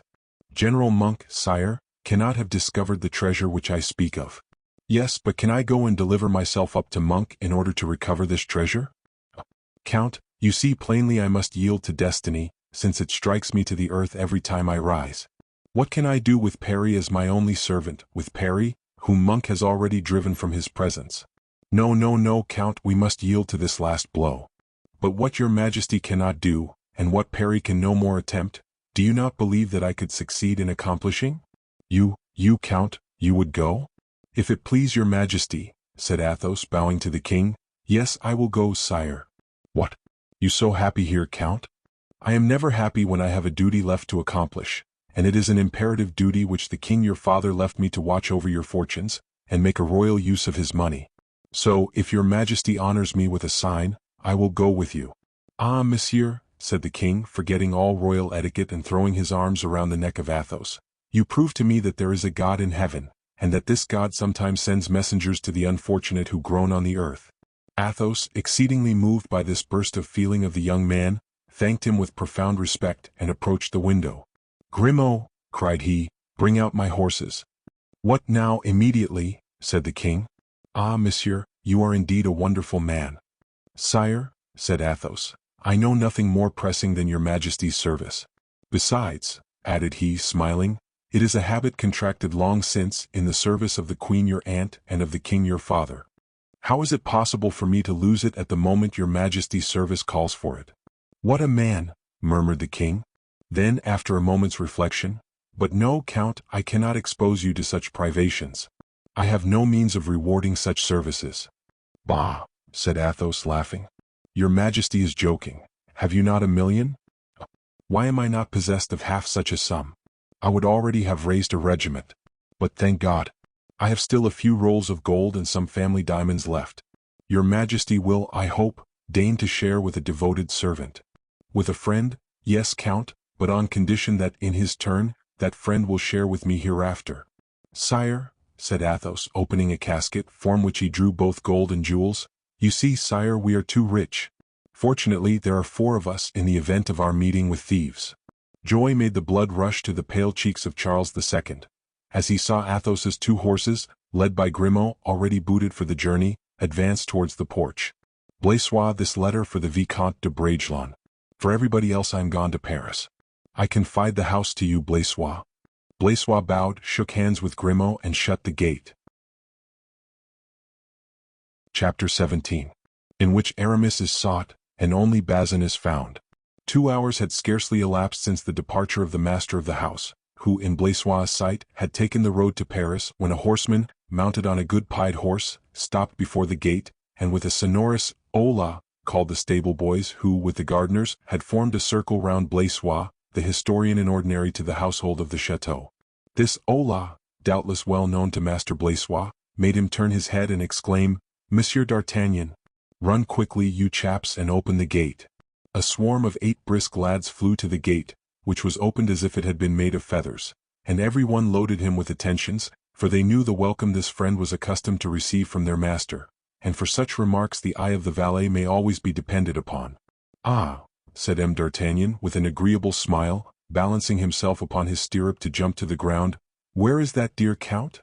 "Ah, how unfortunate you are, monsieur," said Blaisois, "and how unfortunate will Monsieur le Comte, our master, think himself when he hears of your coming. As ill luck will have it, Monsieur le Comte left home 2 hours ago." D'Artagnan did not trouble himself about such trifles. "Very good," said he. "You always speak the best French in the world. You shall give me a lesson in grammar and correct language, whilst I wait the return of your master." "That is impossible, monsieur," said Blaisois. "You would have to wait too long." "Will he not come back today, then?" "No, nor tomorrow, nor the day after tomorrow.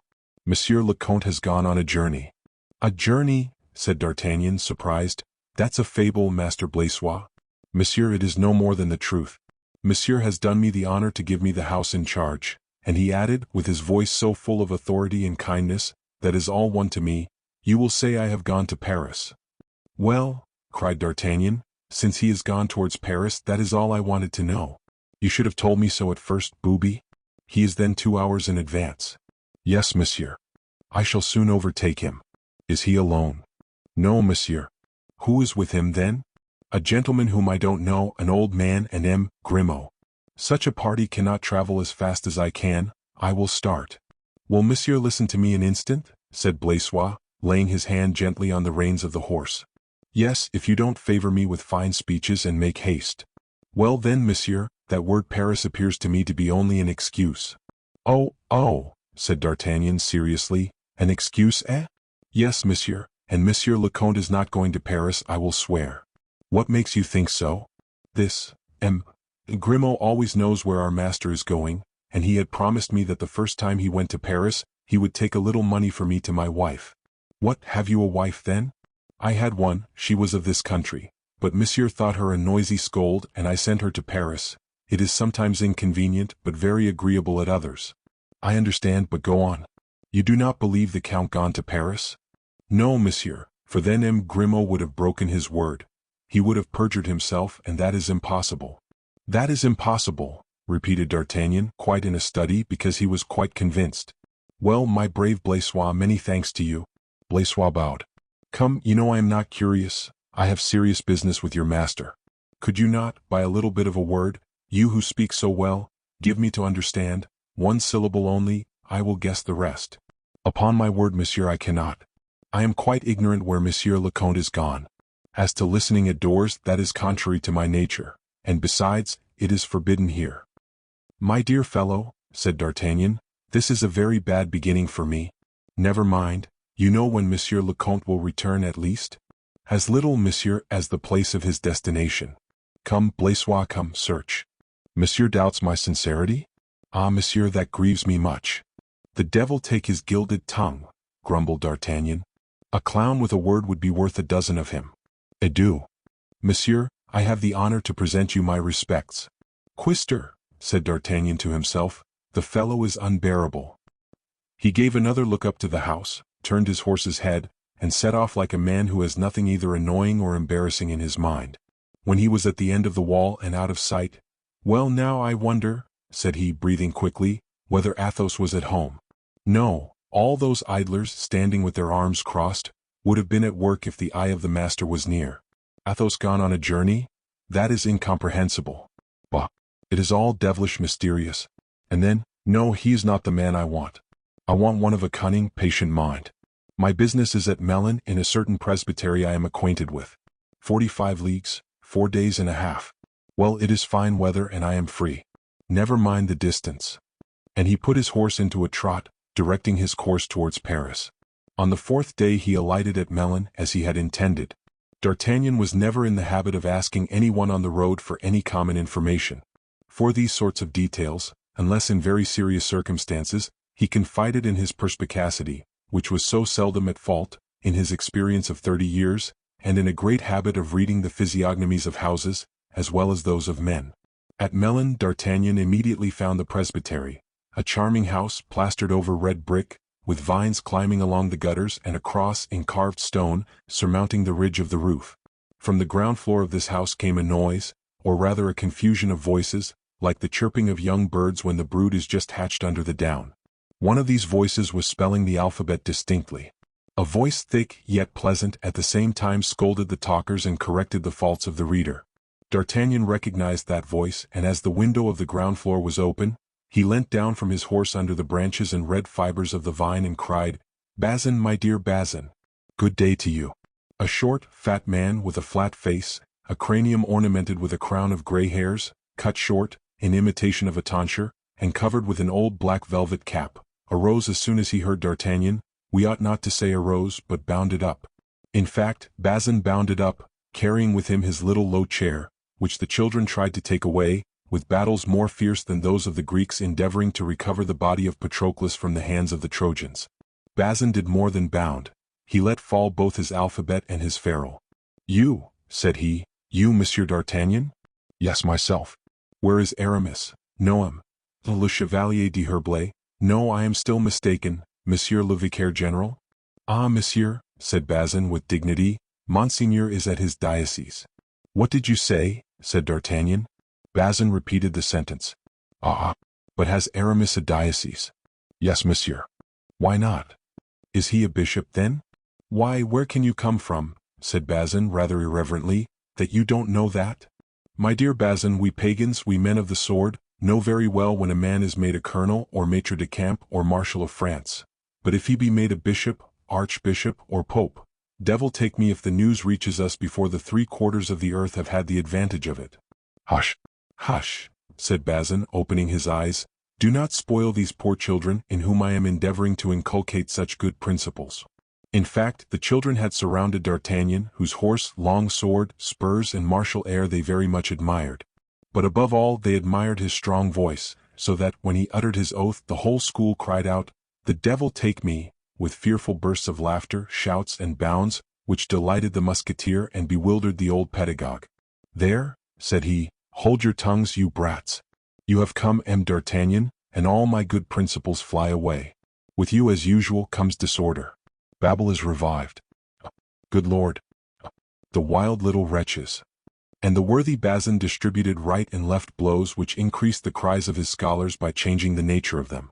"At least," said he, "you will no longer decoy anyone here."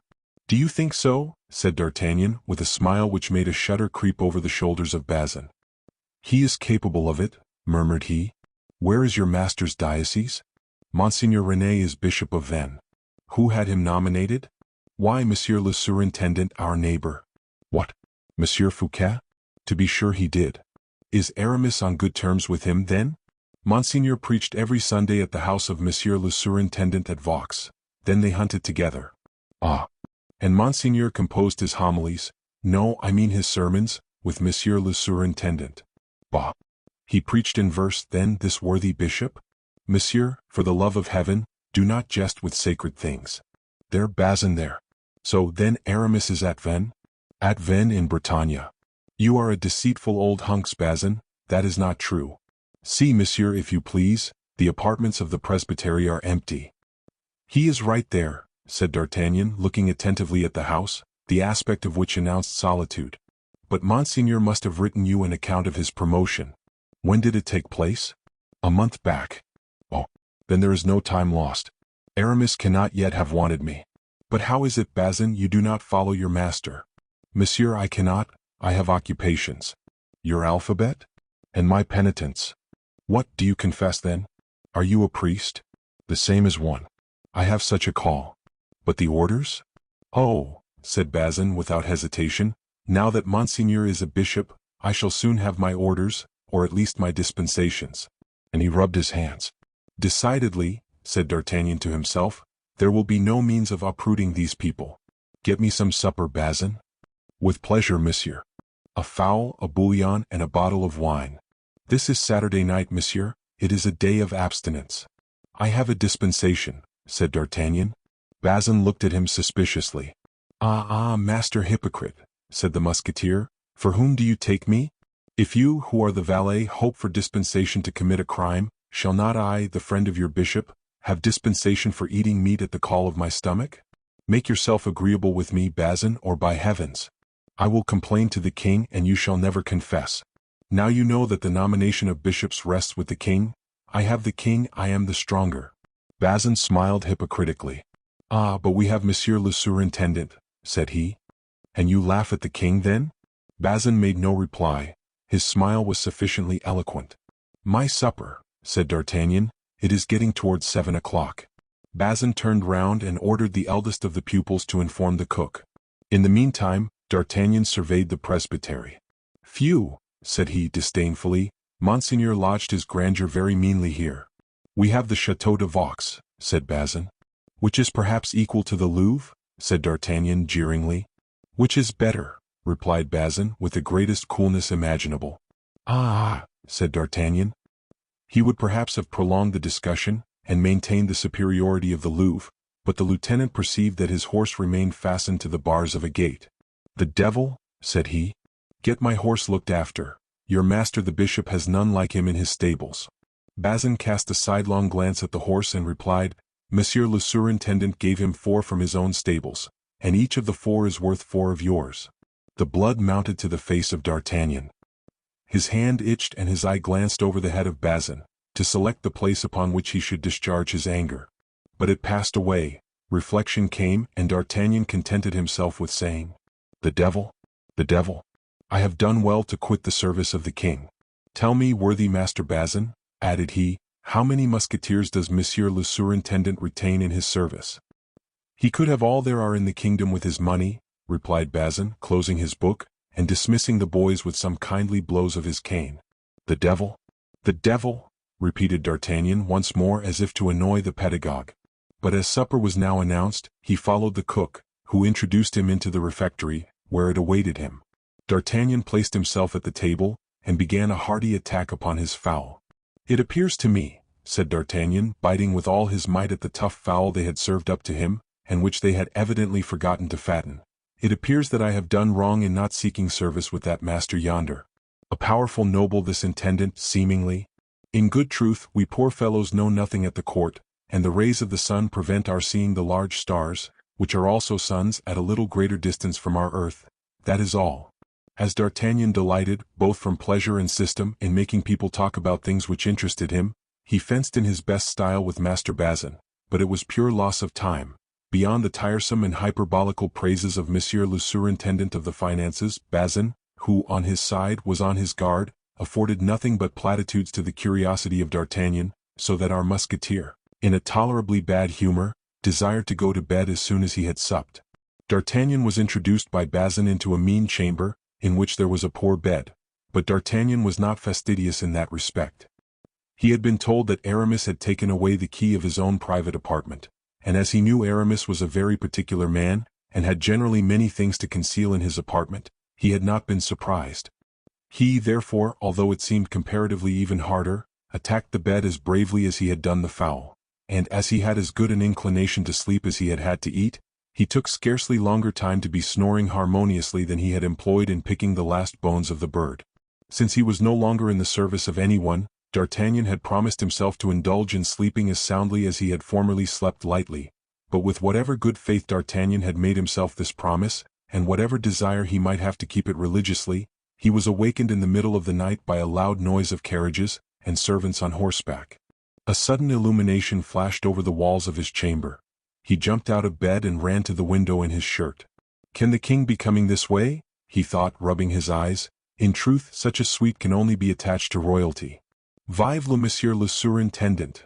Cried, or rather vociferated, from a window on the ground floor, a voice which he recognized as Bazin's, who at the same time waved a handkerchief with one hand, and held a large candle in the other.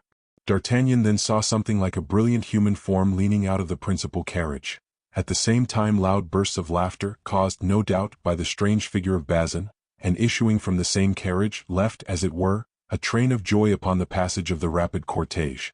"I might easily see it was not the king," said D'Artagnan.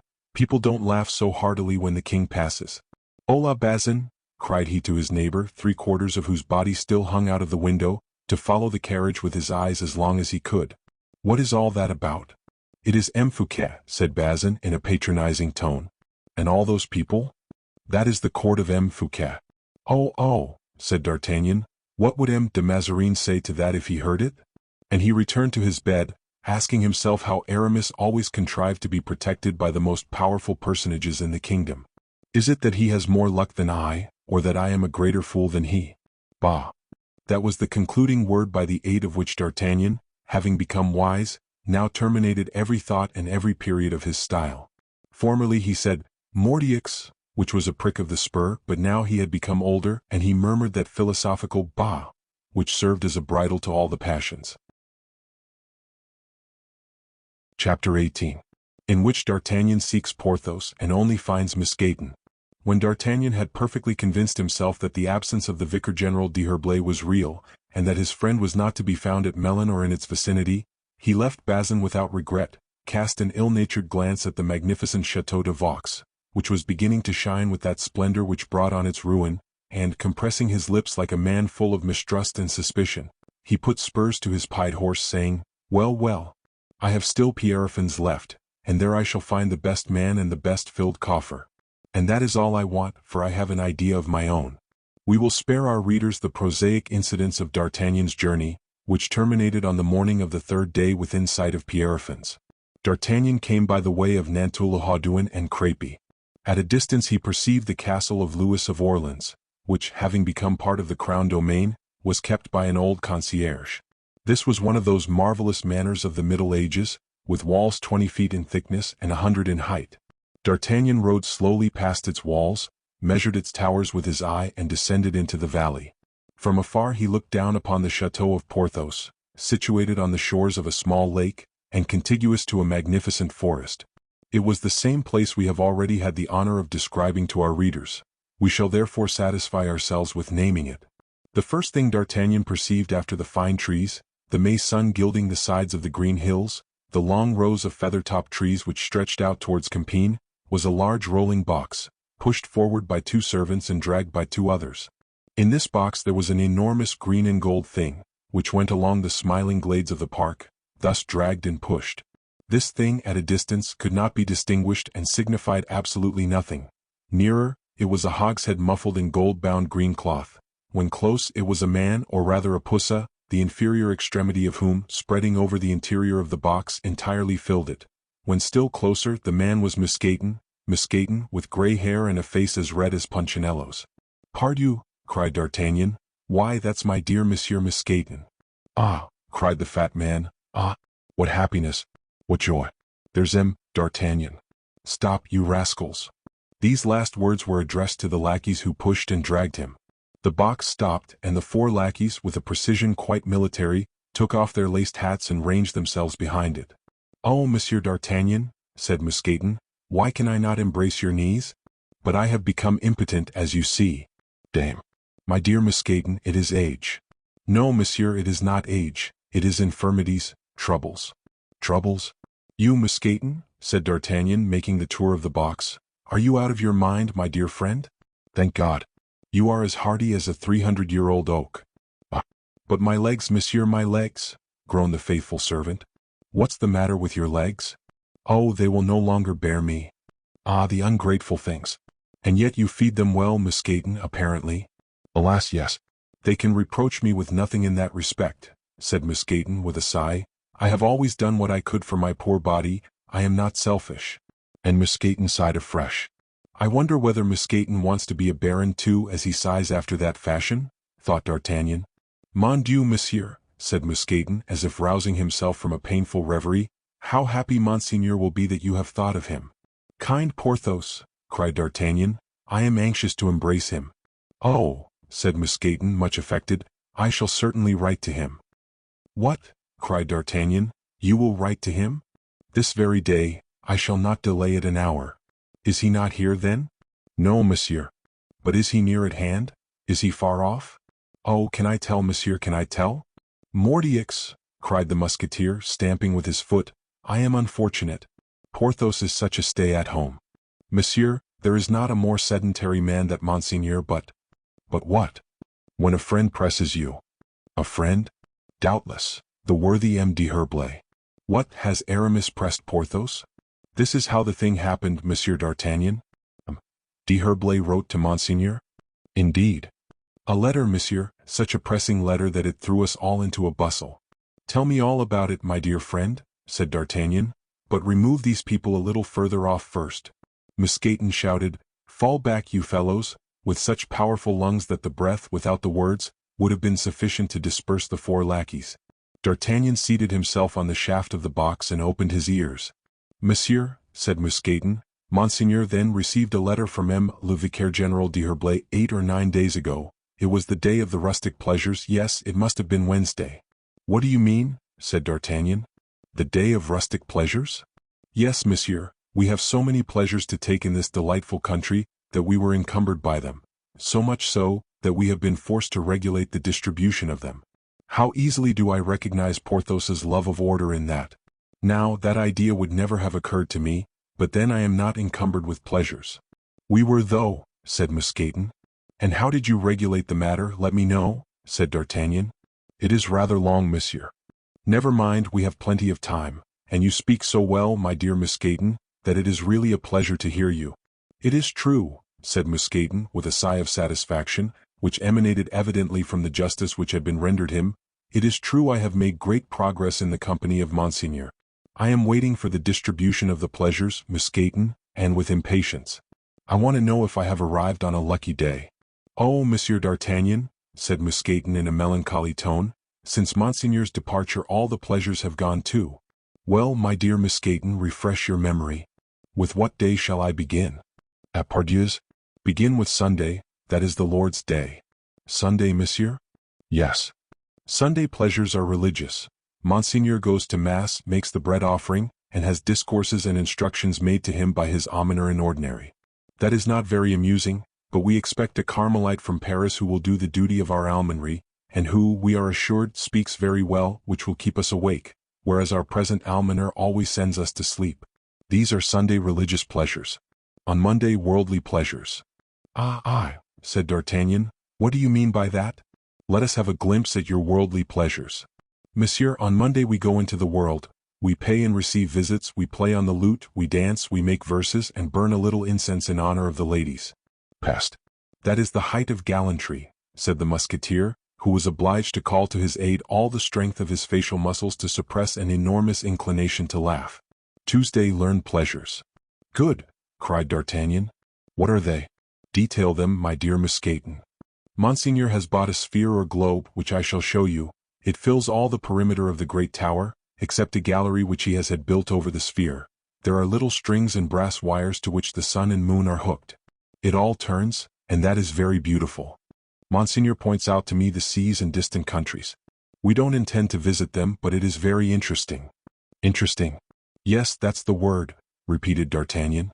And Wednesday? Rustic pleasures, as I have had the honor to tell you, Monsieur le Chevalier. We look over Monseigneur's sheep and goats. We make the shepherds dance to pipes and reeds, as is written in a book Monseigneur has in his library, which is called Burgaries. The author died about a month ago. Monsieur Racan, perhaps, said D'Artagnan. Yes, that was his name, Racan. But that is not all. We angle in the little canal, after which we dine, crowned with flowers. That is Wednesday. Peste, said D'Artagnan, you don't divide your pleasures badly. And Thursday? What can be left for poor Thursday? It is not very unfortunate, monsieur, said Mousqueton, smiling. Thursday, Olympian pleasures. Ah, monsieur, that is superb.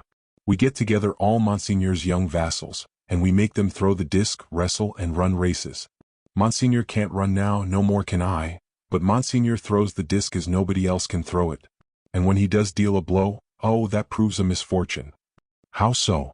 Yes, monsieur, we were obliged to renounce the cestus. He cracked heads, he broke jaws, beat in ribs. It was charming sport, but nobody was willing to play with him. Then his wrist. Oh, monsieur, firmer than ever. Monseigneur gets a trifle weaker in his legs. He confesses that himself, but his strength has all taken refuge in his arms so that he can knock down bullocks as he used to formerly. Monsieur, better than that, he beats in walls. Lately, after having supped with one of our farmers, you know how popular and kind Monseigneur is, after supper as a joke he struck the wall a blow. The wall crumbled away beneath his hand, the roof fell in, and 3 men and an old woman were stifled. Good God, Musketeer! And your master? Oh, Monseigneur, a little skin was rubbed off his head. We bathed the wounds with some water which the monks gave us. But there was nothing the matter with his hand. Nothing? No, nothing, monsieur. Deuce take the Olympic pleasures. They must cost your master too dear, for widows and orphans. They all had pensions, monsieur. 1/10 of Monseigneur's revenue was spent in that way.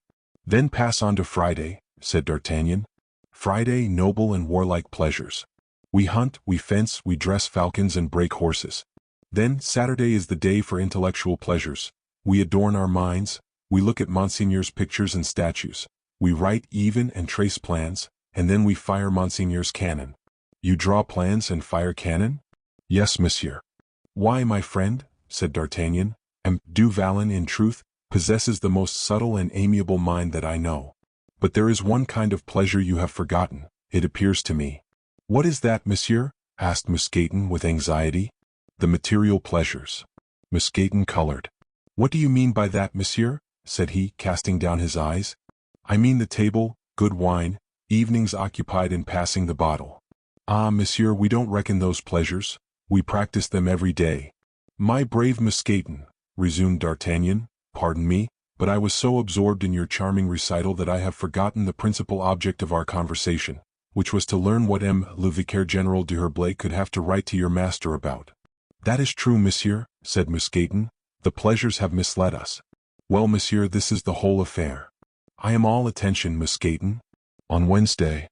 The day of the rustic pleasures? Yes, a letter arrived, he received it from my hands. I had recognized the writing. Well? Monseigneur read it and cried out, Quick, my horses! My arms! Oh, good Lord!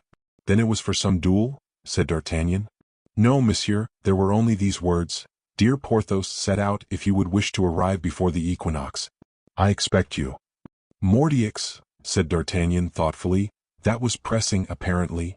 I think so, therefore, continued Musketeer, Monseigneur set out the very same day with his secretary, in order to endeavor to arrive in time.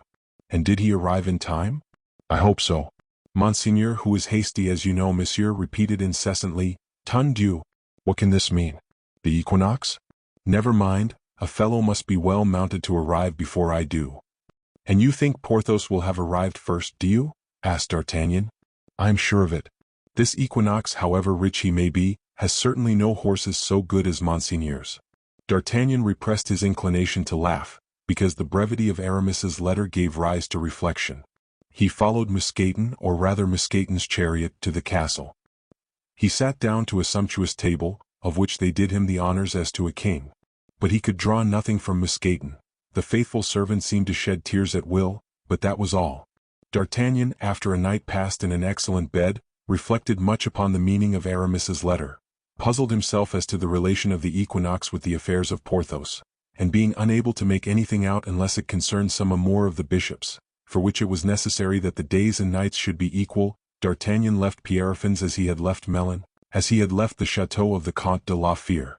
It was not, however, without a melancholy, which might in good sooth pass for one of the most dismal of D'Artagnan's moods.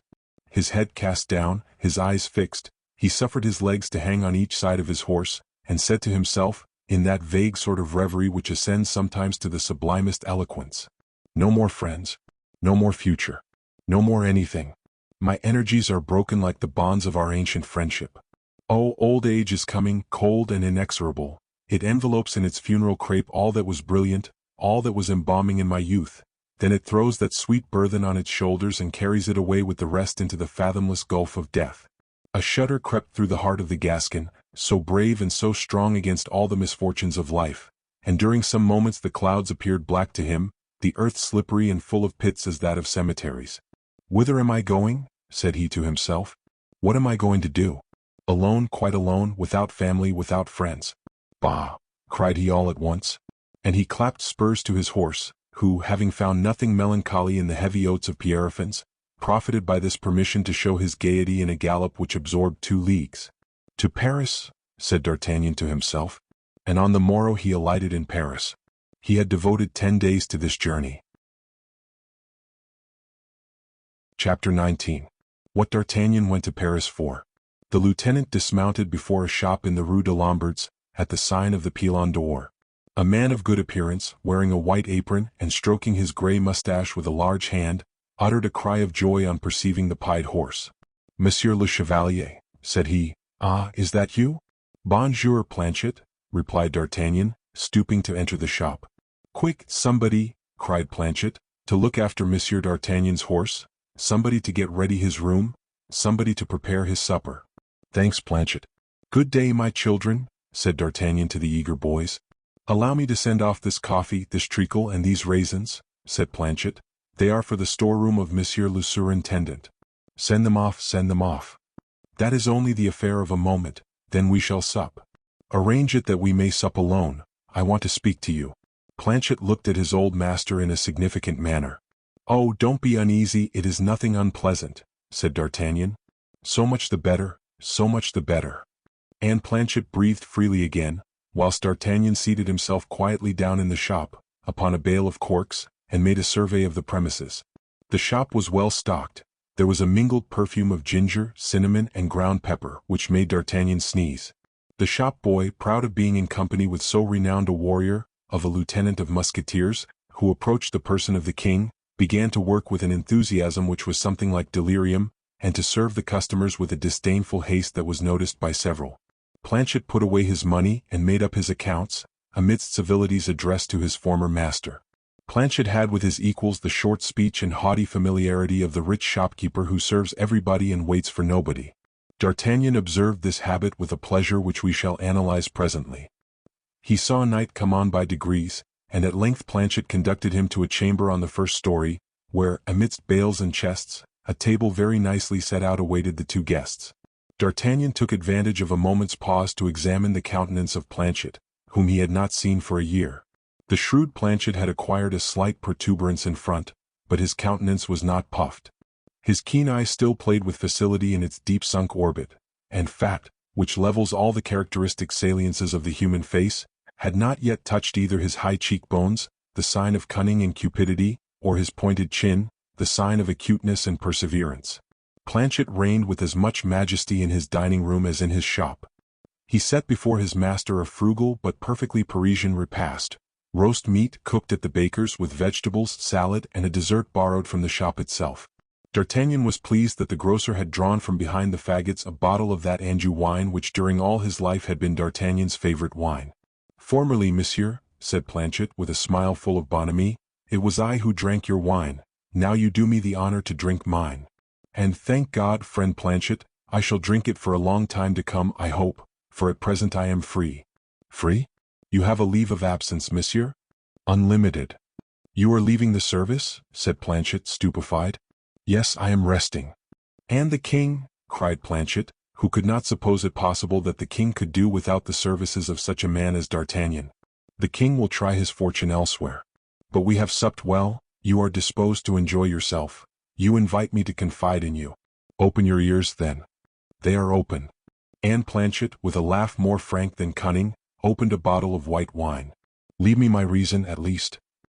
"Oh, as to you losing your head, you, monsieur? Now my head is my own, and I mean to take better care of it than ever. In the first place we shall talk business. How fares our money box?" "Wonderfully well, monsieur. The 20,000 livres I had of you are still employed in my trade, in which they bring me 9%. I give you 7, so I gain 2 by you. And you are still satisfied?" "Delighted." "Have you brought me any more?" "Better than that. But do you want any?" "Oh, not at all. Everyone is willing to trust me now. I am extending my business." "That was your intention." "I play the banker a little. I buy goods of my needy brethren. I lend money to those who are not ready for their payments." "Without usury?" "Oh, monsieur, in the course of the last week I have had 2 meetings on the boulevards, on account of the word you have just pronounced." "What?" "You shall see, It concerned a loan. The borrower gives me in pledge some raw sugars, on condition that I should sell if repayment were not made within a fixed period. I lend 1,000 livres. He does not pay me and I sell the sugars for 1,300 livres. He learns this and claims 100 crowns. Ma foi. I refused, pretending that I could not sell them for more than 900 livres. He accused me of usury. I begged him to repeat that word to me behind the boulevards. He was an old guard and he came, and I passed your sword through his left thigh. Tout Dieu. What a pretty sort of banker you make, said D'Artagnan. For above 13% I fight, replied Planchet. That is my character. Take only 12, said D'Artagnan, and call the rest premium and brokerage. You are right, monsieur, but to your business. Ah, Planchet, it is very long and very hard to speak. Do speak it nevertheless. D'Artagnan twisted his mustache like a man embarrassed with the confidence he is about to make and mistrustful of his confidant. Is it an investment? Asked Planchet. Why, yes. At good profit? A capital profit, 400%, Planchet. Planchet gave such a blow with his fist upon the table, that the bottles bounded as if they had been frightened. Good heavens! Is that possible? I think it will be more, replied D'Artagnan coolly, but I like to lay it at the lowest. The devil, said Planchet, drawing nearer. Why, monsieur, that is magnificent. Can one put much money in it? 20,000 livres each, Planchet. Why, that is all you have, monsieur. For how long a time? For a month. And that will give us 50,000 livres each profit. It is monstrous. It is worthwhile to fight for such interest as that. In fact, I believe it will be necessary to fight not a little, said D'Artagnan with the same tranquillity, but this time there are two of us, Planchet, and I shall take all the blows to myself. Oh, monsieur, I will not allow that. Planchet, you cannot be concerned in it, you would be obliged to leave your business and your family. The affair is not in Paris then? No. Abroad. In England. A speculative country, that is true, said Planchet, a country that I know well. What sort of an affair, monsieur, without too much curiosity? Planchet, it is a restoration. Of monuments? Yes, of monuments. We shall restore Whitehall. That is important. And in a month, you think? I shall undertake it. That concerns you, monsieur, and when once you are engaged. Yes, that concerns me. I know what I am about, nevertheless I will freely consult with you. You do me great honor, but I know very little about architecture. Planchet, you are wrong. You are an excellent architect, quite as good as I am for the case in question. Thanks, monsieur. But your old friends of the Musketeers? I have been, I confess, tempted to speak of the thing to those gentlemen, but they are all absent from their houses. It is vexatious, for I know none more bold or able. Ah, then it appears there will be an opposition, and the enterprise will be disputed. Oh yes, Planchet, yes. I burn to know the details, monsieur. Here they are, Planchet, close all the doors tight. Yes, monsieur. And Planchet double-locked them. That is well, now draw near. Planchet obeyed. And open the window, because the noise of the passers-by and the carts will deafen all who might hear us. Planchet opened the window as desired, and the gust of tumult which filled the chamber with cries, wheels, barkings, and steps deafened D'Artagnan himself as he had wished. He then swallowed a glass of white wine and began in these terms, Planchet, I have an idea. Ah, monsieur, I recognize you so well in that, replied Planchet, panting with emotion. Chapter 20. Of the society which was formed in the Rue de Lombards. After a moment's silence, in which D'Artagnan appeared to be collecting, not one idea but all his ideas, It cannot be, my dear Planchet, said he, that you have not heard of His Majesty Charles I of England? Alas! Yes, monsieur, since you left France in order to assist him, and that, in spite of that assistance, he fell, and was near dragging you down in his fall. Exactly so. I see you have a good memory, Planchet. Peste. The astonishing thing would be, if I could have lost that memory, however bad it might have been. When one has heard Grimaud, who, you know, is not given to talking, relate how the head of King Charles fell, how you sailed the half of a night in a scuttled vessel, and saw floating on the water that good M. Mordaunt with a certain gold-hafted dagger buried in his breast, one is not very likely to forget such things. And yet there are people who forget them, Planchet. Yes, such as have not seen them or have not heard Grimaud relate them. Well, it is all the better that you recollect all that. I shall only have to remind you of one thing, and that is that Charles I had a son. Without contradicting you, monsieur, he had two, said Planchet. for I saw the second one in Paris, le Duke of York, one day as he was going to the Palais Royal, and I was told that he was not the eldest son of Charles I. As to the eldest, I have the honor of knowing him by name but not personally. That is exactly the point, Planchet, we must come to. It is to this eldest son, formerly called the Prince of Wales, and who is now styled Charles II, King of England. A king without a kingdom, monsieur, replied Planchet sententiously. Yes, Planchet, and you may add an unfortunate prince, more unfortunate than the poorest man of the people lost in the worst quarter of Paris. Planchet made a gesture full of that sort of compassion which we grant to strangers with whom we think we can never possibly find ourselves in contact. Besides, he did not see in this politico-sentimental operation any sign of the commercial idea of D'Artagnan, and it was in this idea that D'Artagnan, who was, from habit, pretty well acquainted with men and things, had principally interested Planchet. I am come to our business. This young Prince of Wales, a king without a kingdom, as you have so well said, Planchet, has interested me. I, D'Artagnan, have seen him begging assistance of Mazarin, who is a miser, and the aid of Louis, who is a child, and it appeared to me, who am acquainted with such things, that in the intelligent eye of the fallen king, in the nobility of his whole person, a nobility apparent above all his miseries, I could discern the stuff of a man and the heart of a king. Planchet tacitly approved of all this, but it did not at all, in his eyes at least, throw any light upon D'Artagnan's idea. The latter continued, "This, then, is the reasoning which I made with myself. Listen attentively, Planchet, for we are coming to the conclusion." "I am listening." "Kings are not so thickly sown upon the earth, that people can find them whenever they want them. Now, this king without a kingdom is, in my opinion, a grain of seed which will blossom in some season or other, provided a skillful, discreet, and vigorous hand sow it duly and truly, selecting soil, sky, and time." Planchet still approved by a nod of his head, which showed that he did not perfectly comprehend all that was said. "Poor little seed of a king," said I to myself, and really I was affected, Planchet, which leads me to think I am entering upon a foolish business. And that is why I wish to consult you, my friend. Planchet colored with pleasure and pride. "Poor little seed of a king. I will pick you up and cast you into good ground." "Good God!" said Planchet, looking earnestly at his old master, as if in doubt as to the state of his reason. "Well, what is it?" said D'Artagnan. "Who hurts you?" "Me. Nothing, monsieur." "You said, 'Good God.'" "Did I?" "I'm sure you did. Can you already understand?" "I confess, D'Artagnan, that I am afraid." "To understand?" "Yes. To understand that I wish to replace upon his throne this King Charles II, who has no throne. Is that it?" Planchet made a prodigious bound in his chair.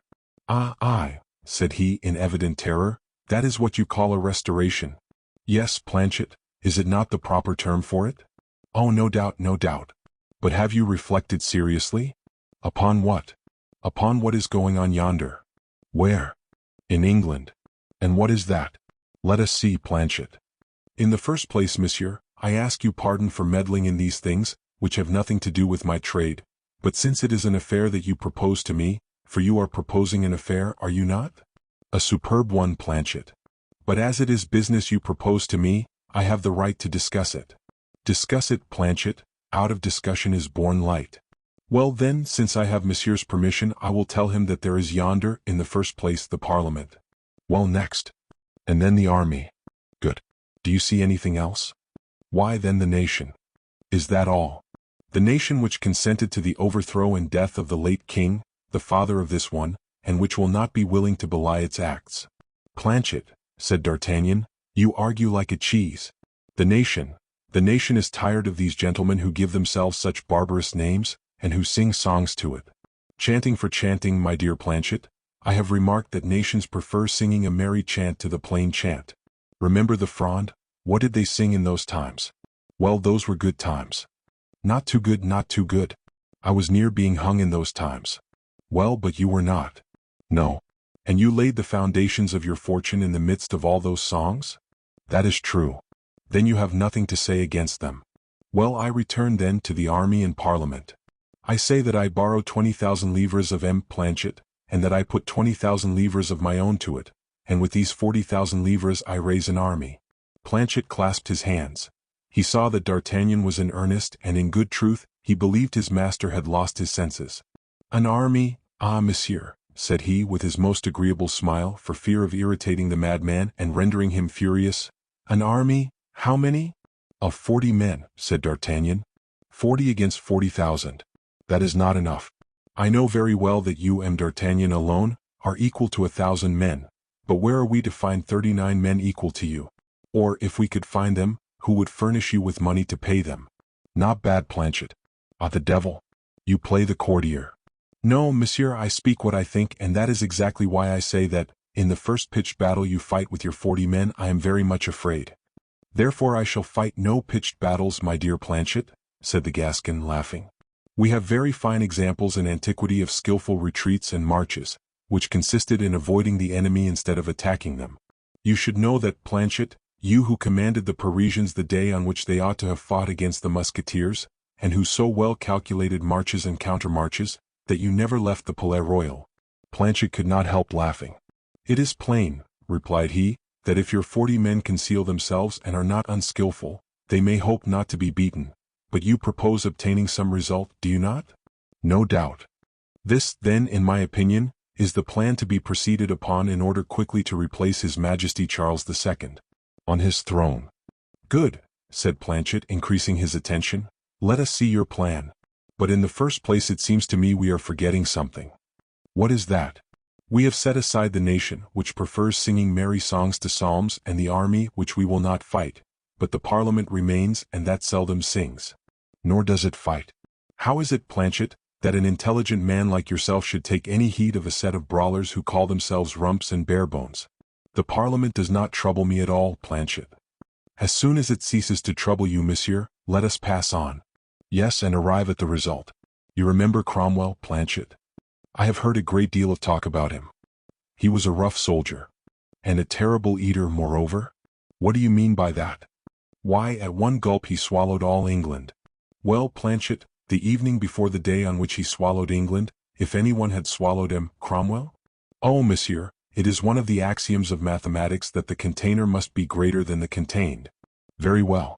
That is our affair, Planchet. But Cromwell is dead, and his container is now the tomb. My dear Planchet, I see with pleasure that you have not only become a mathematician, but a philosopher. Monsieur, in my grocery business I use much printed paper, and that instructs me. Bravo. You know then, in that case, for you have not learnt mathematics and philosophy without a little history, that after this Cromwell so great, there came one who was very little. Yes, he was named Richard, and he has done as you have, D'Artagnan. He has tendered his resignation. Very well said, very well. After the great man who is dead, after the little one who tendered his resignation, there came a third. This one is named Monk. He is an able general, considering he has never fought a battle. He is a skillful diplomatist, considering that he never speaks in public and that having to say good day to a man he meditates 12 hours and ends by saying good night, which makes people exclaim, miracle, seeing that it falls out correctly. That is rather strong, said Planchet, but I know another political man who resembles him very much. Mazarin, you mean? Himself. You are right, Planchet, only Mazarin does not aspire to the throne of France, and that changes everything. Do you see? Well, this Monk, who has England ready roasted in his plate, and who is already opening his mouth to swallow it, this Monk who says to the people of Charles II, and to Charles II, himself, Necio vos. I don't understand English, said Planchet. Yes, but I understand it, said D'Artagnan. Necio vos means, I do not know you. This Monk, the most important man in England, when he shall have swallowed it. Well? asked Planchet.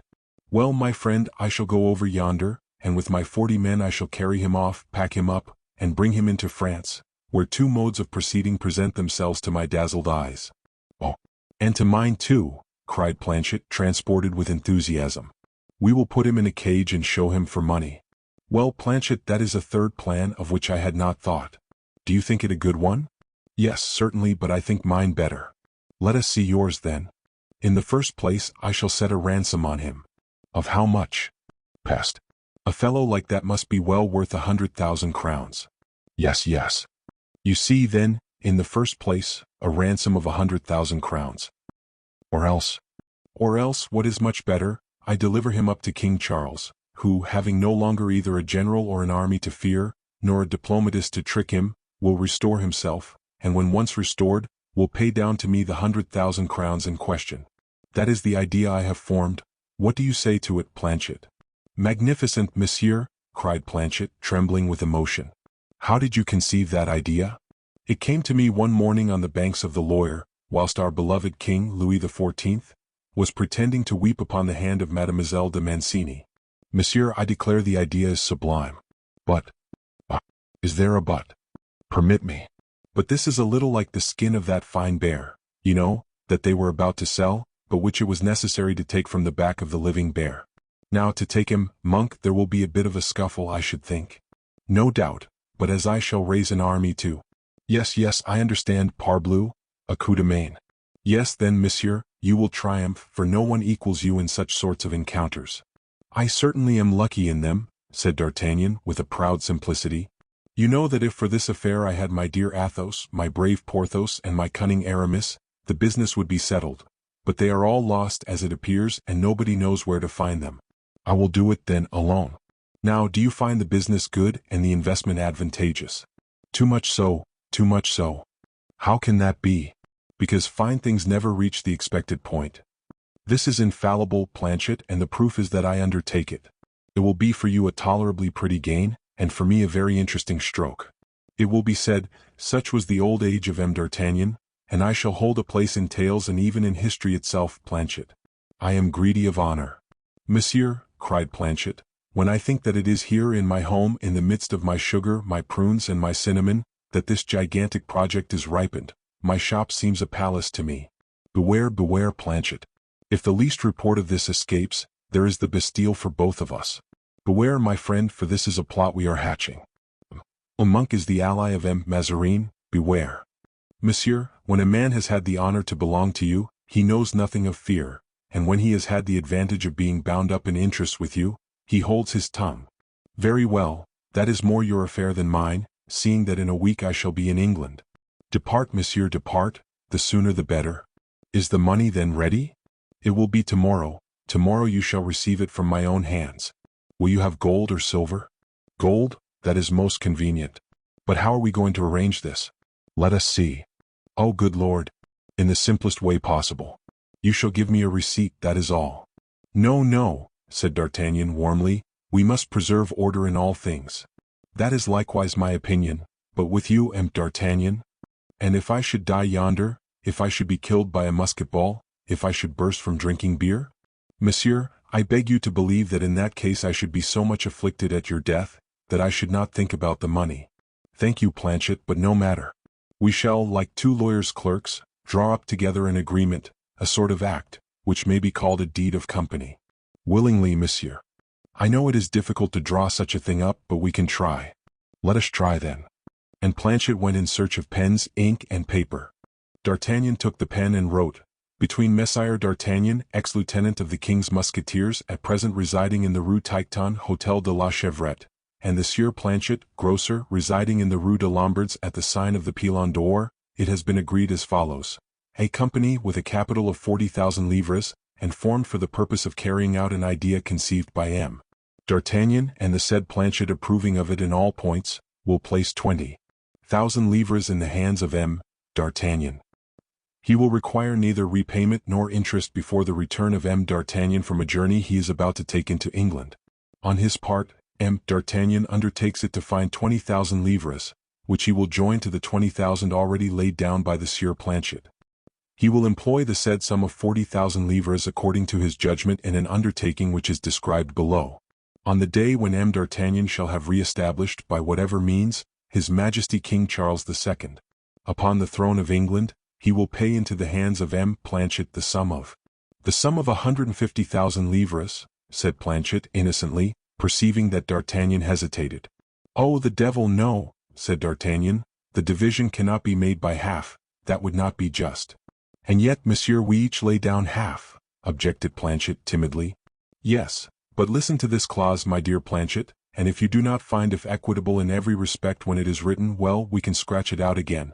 Nevertheless, as M. D'Artagnan brings to the association, besides his capital of 20,000 livres, his time, his idea, his industry, and his skin, things which he appreciates strongly, particularly the last, M. D'Artagnan will keep, of the 300,000 livres, 200,000 livres for himself, which will make his share 2/3. Very well, said Planchet. Is it just? Asked D'Artagnan. Perfectly just, monsieur. And you will be contented with 100,000 livres? Peste. I think so. 100,000 for 20,000. And in a month, understand. How in a month? Yes, I only ask 1 month. Monsieur, said Planchet generously, I give you 6 weeks. Thank you, replied the Musketeer politely, after which the two partners reperused their deed. That is perfect, monsieur, said Planchet, and the late M. Coquenard, the first husband of Madame la Baronne du Vallon, could not have done it better. Do you find it so? Let us sign it then. And both affixed their signatures. In this fashion, said D'Artagnan, I shall be under obligations to no one. But I shall be under obligations to you, said Planchet. No, for whatever store I set by it, Planchet, I may lose my skin yonder and you will lose all. A propos, peste. That makes me think of the principal and indispensable clause. I shall write it. In case of M. D'Artagnan dying in this enterprise, liquidation will be considered made, and the Sieur Planchet will give quittance from that moment to the shade of Messire D'Artagnan for the 20,000 livres paid by him into the hands of the said company. This last clause made Planchet knit his brows a little, but when he saw the brilliant eye, the muscular hand, the supple and strong back of his associate, he regained his courage, and without regret, he at once added another stroke to his signature. D'Artagnan did the same. Thus was drawn the first known company contract. Perhaps such things have been abused a little since, both in form and principle. Now, said Planchet, pouring out the last glass of Anjou wine for D'Artagnan, now go to sleep, my dear master. No, replied D'Artagnan, for the most difficult part now remains to be done, and I will think over that difficult part. Bah, said Planchet, I have such great confidence in you, M. D'Artagnan, that I would not give my 100,000 livres for 90,000 livres down. And devil take me if I don't think you are right. Upon which D'Artagnan took a candle and went up to his bedroom.